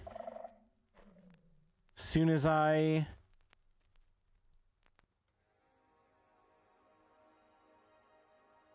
toggle this one, it should send a signal out to turn that one off. Ah, I think we've got it. I think we've got it. So if I go up here, because this, in theory, would do that, right? Yeah, perfect.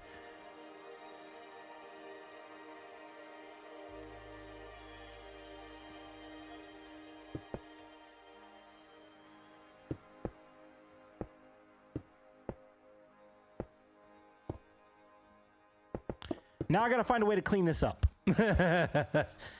I think it's gonna work though. So if that's off. No! Ah.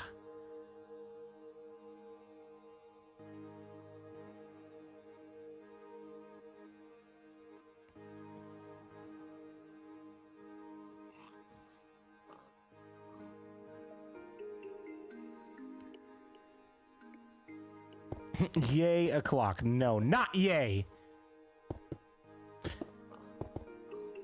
It's not powered blocks, is it? I don't think it's powered blocks. Cuz this is not powering that. Look, watch. Oh, yeah, maybe it is.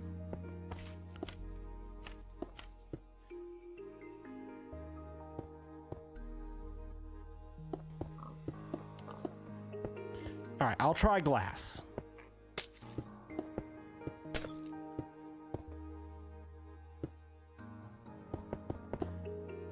I think this is observing and then observing, and it's just ping-ponging. Watch. It's not powered blocks, it's the problem. It's observing every time a change happens.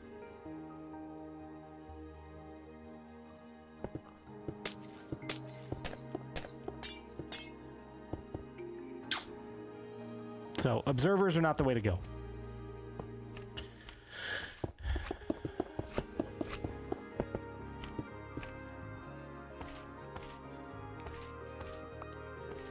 Time is it? 1 o'clock in the morning, dude. Oh my gosh. Swanky Potato, what's up, dude? How you doing? Yeah, BluJay's back on Twitch. We're multi-streaming. This is one of those things where,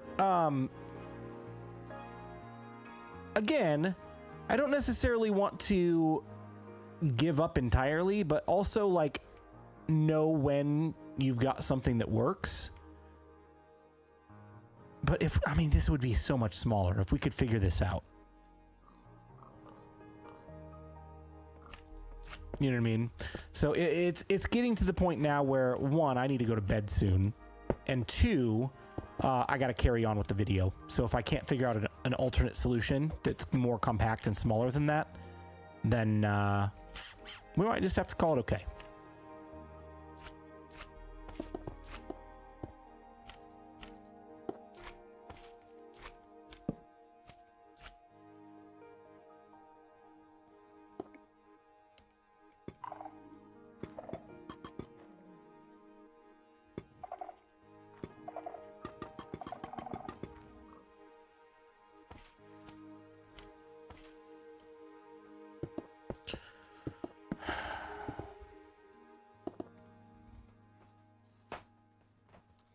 This also might be one of those moments where I've exhausted my ability to think while talking to you guys and might just have to shut down the stream and focus.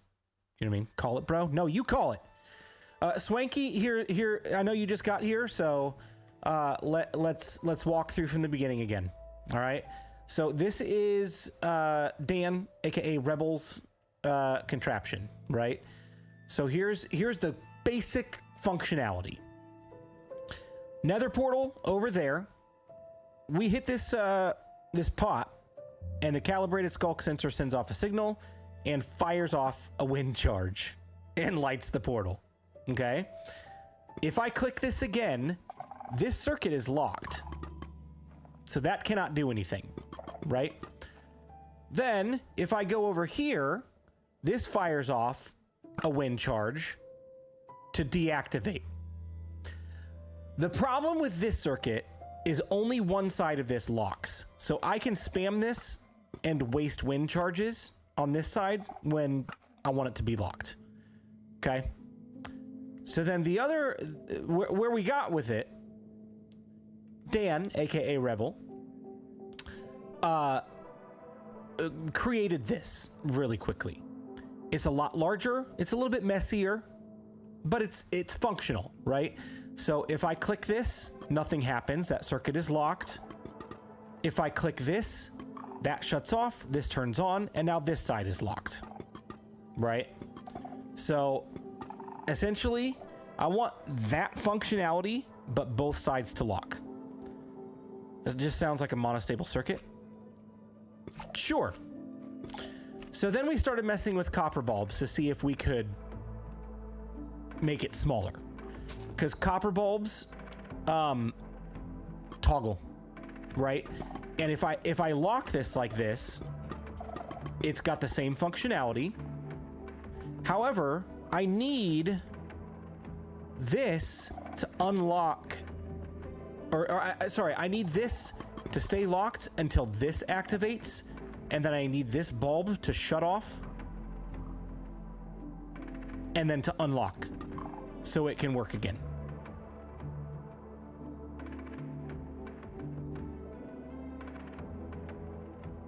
Ooh, I guess the thing I didn't try is coming straight out of the calibrated sensors.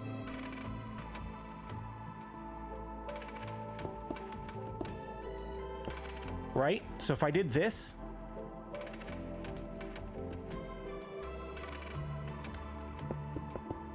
haha, Dan, you and I just came to the revelation at the exact same moment, right?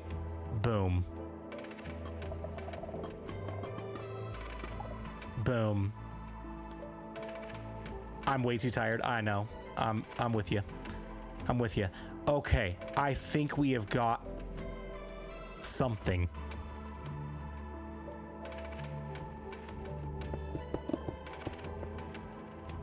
I just need to get signals from each sensor to each bulb, and then we're there.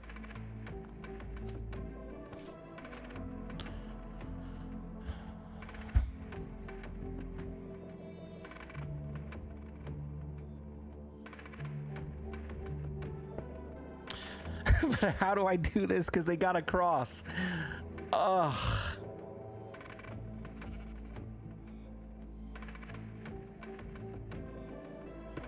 Or do they?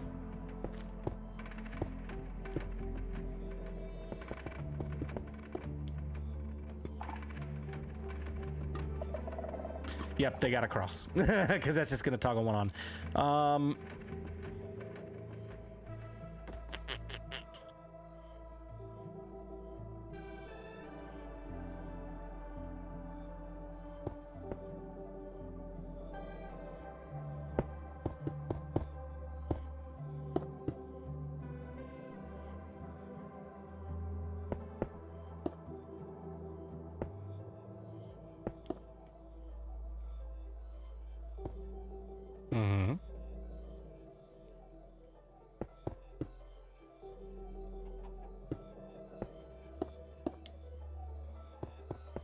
That would work there.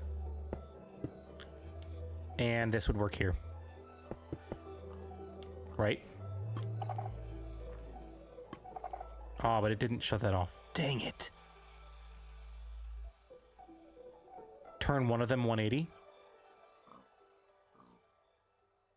Yeah, but then they don't mirror each other. It doesn't look pretty.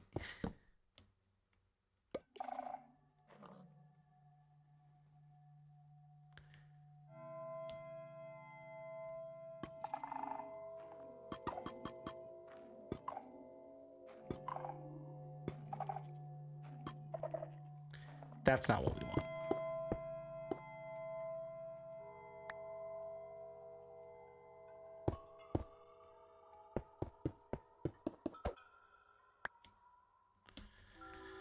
Instead of using redstone dust to lock the circuits, you can use a torch, which then can be depowered from the other switch.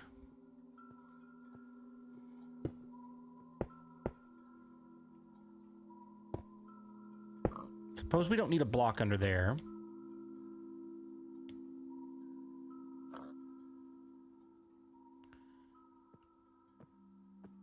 Let's just do one side and see if we can get it working.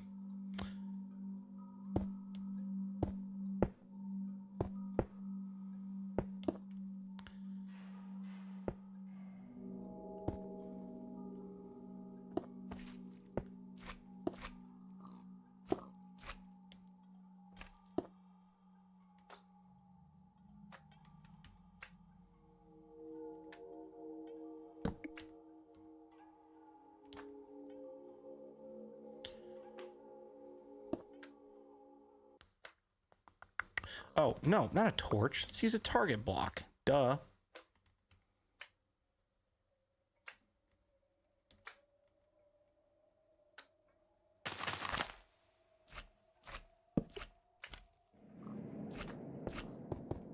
There we go. So if I toggle that, that's off. But it's still gonna toggle that on.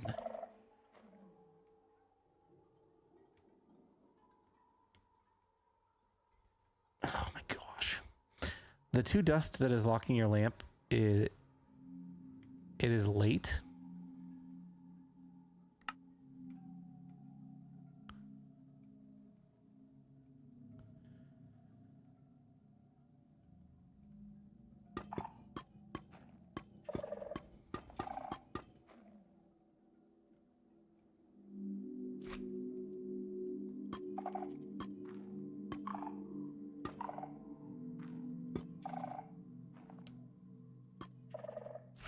I don't think that's true. The sensor is not hearing the activation. The sensor is only hearing me hit the thing.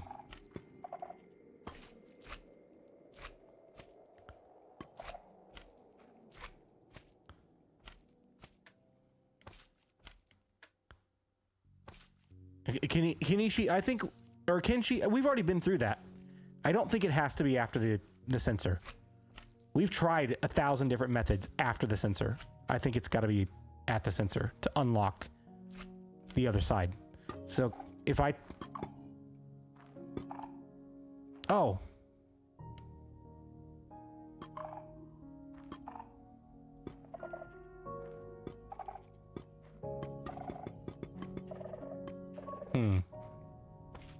Yeah, redstone torch isn't going to work either, I don't think.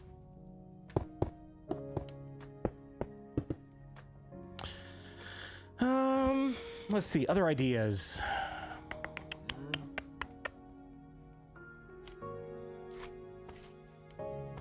I mean, this part of it's working, right? So this is locked. I need this to turn that on and lock that, and turn that off and unlock it. And in order to do that, this sensor has to be able to turn that on, and then this sensor has to turn that off at the same time. Then this is locked, but it also needs to not toggle that on and off. So we got another problem to solve, right?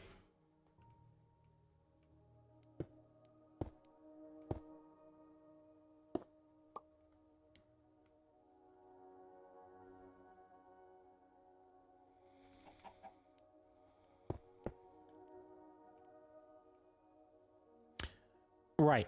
That's what we need to solve.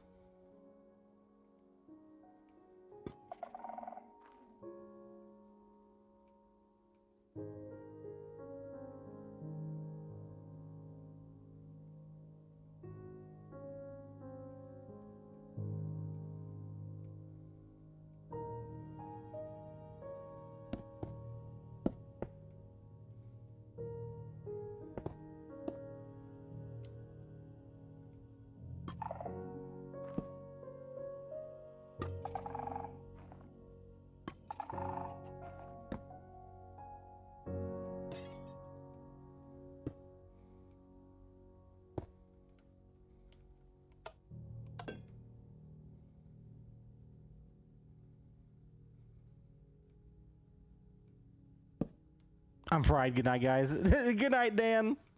Thanks for sticking around as long as you did. All right, so that's on. What happens when I do that? That's now off, and both are locked.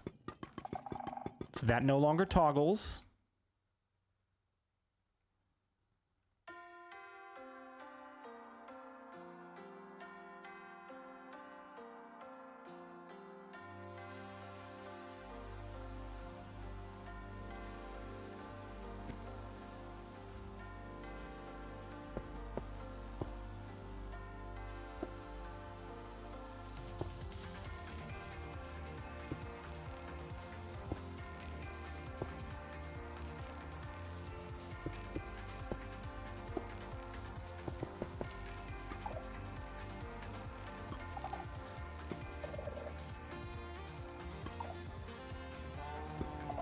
That doesn't do anything.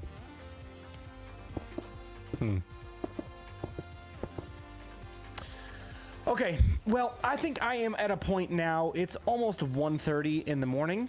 Derek says he thinks he's got it. Okay, I will listen to one more idea before I am going to call it for the night. Because it is super late and my brain is about fried as well. So we have a working solution, albeit it's a big solution. I would love to compact it and clean it up, but that might be a project for tomorrow and not tonight. Also might be a project for off stream. But what we have got done tonight is actually pretty stinking fantastic. Like the fact that this one works, it's not as fully functional as we want it to be, but it's like, it does the job. It will light that portal if we set it up correctly, right? Derek is still testing. All right, let's give it a few minutes. All right, I'll drink some more Dr. Pepper. It'll give me another 5 minutes of energy.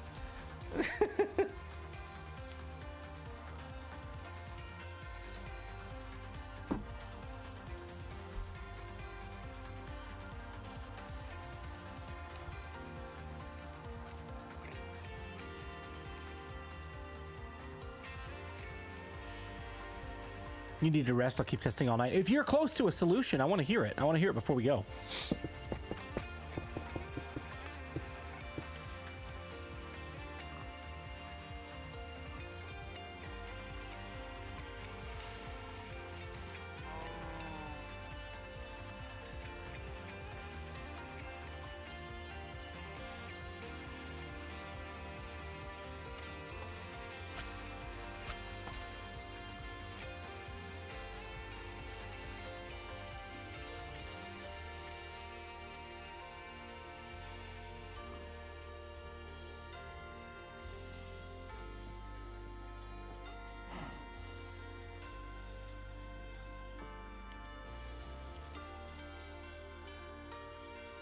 I block one of the sensors, ran the line. What do you mean? Help me understand that. Block one of the sensors.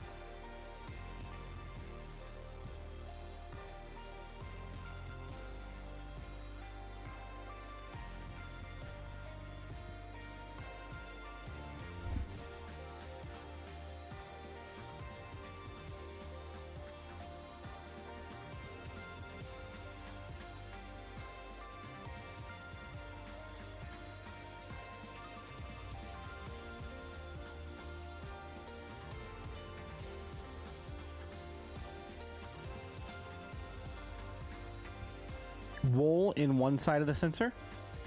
Okay, like right there? What does that do? It's not going to carry a redstone signal. You're up so late. You're up so late, Randy. You're still here.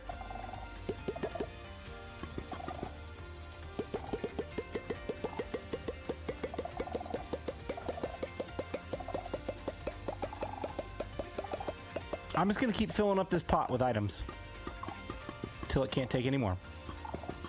It's only 12:30 for me. So it's fine. We're okay. I don't have to work till 9 tomorrow.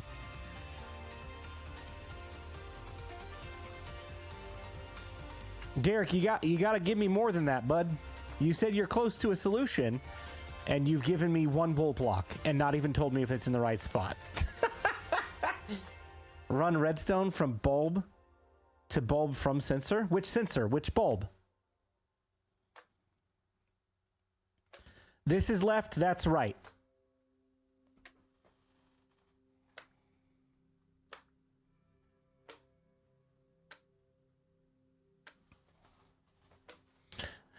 What's up, ID? How you doing? So like from here, so run redstone like this. We've done this already. Okay, so when I do that, it shuts off, but it also continues to toggle it on and off, which we've already discovered many times. Now what?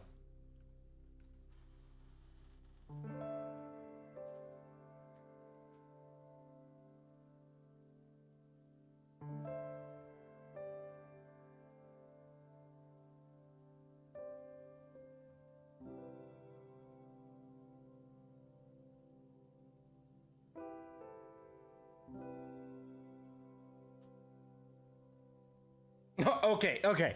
So yeah, I mean, that was what I did 45 minutes ago. So yeah, that we're not close. We're not close. So, all right. Well, I'm gonna call it a night, guys. Thank you so much for hanging out. And dude, I'm so glad that we are back on Twitch as well. If you are a Twitch viewer that are not already subscribed to my YouTube channel, make sure you head on over there and check it out. And yeah, would love to see you over on YouTube, and vice versa. If you're over on YouTube, check out the Twitch channel, and I'll be streaming from both, probably for the indefinite future. Everything seems to be working from the channel points standpoint. Everything went off, honestly, without a hitch tonight. We just need to add some more fun things into the channel point rewards. And yeah, we'll keep on going. Guys, thanks for hanging out so late on an impromptu stream. I'm really excited for what we got done. Again, I gotta keep tinkering, because that's the way my mind works. And once I'm able to focus without chatting and stuff, I might be able to figure something out. We'll see. But at the very least, we have a functional system right here that Dan, aka Rebel, has provided for us, and it's pretty great. It already works. So if all else fails and I can't get a more compact, simple design put together, we'll use this. It looks awesome. So guys, thank you so much. Have a great night, and we'll catch you in the next stream or video whenever that happens. Goodbye.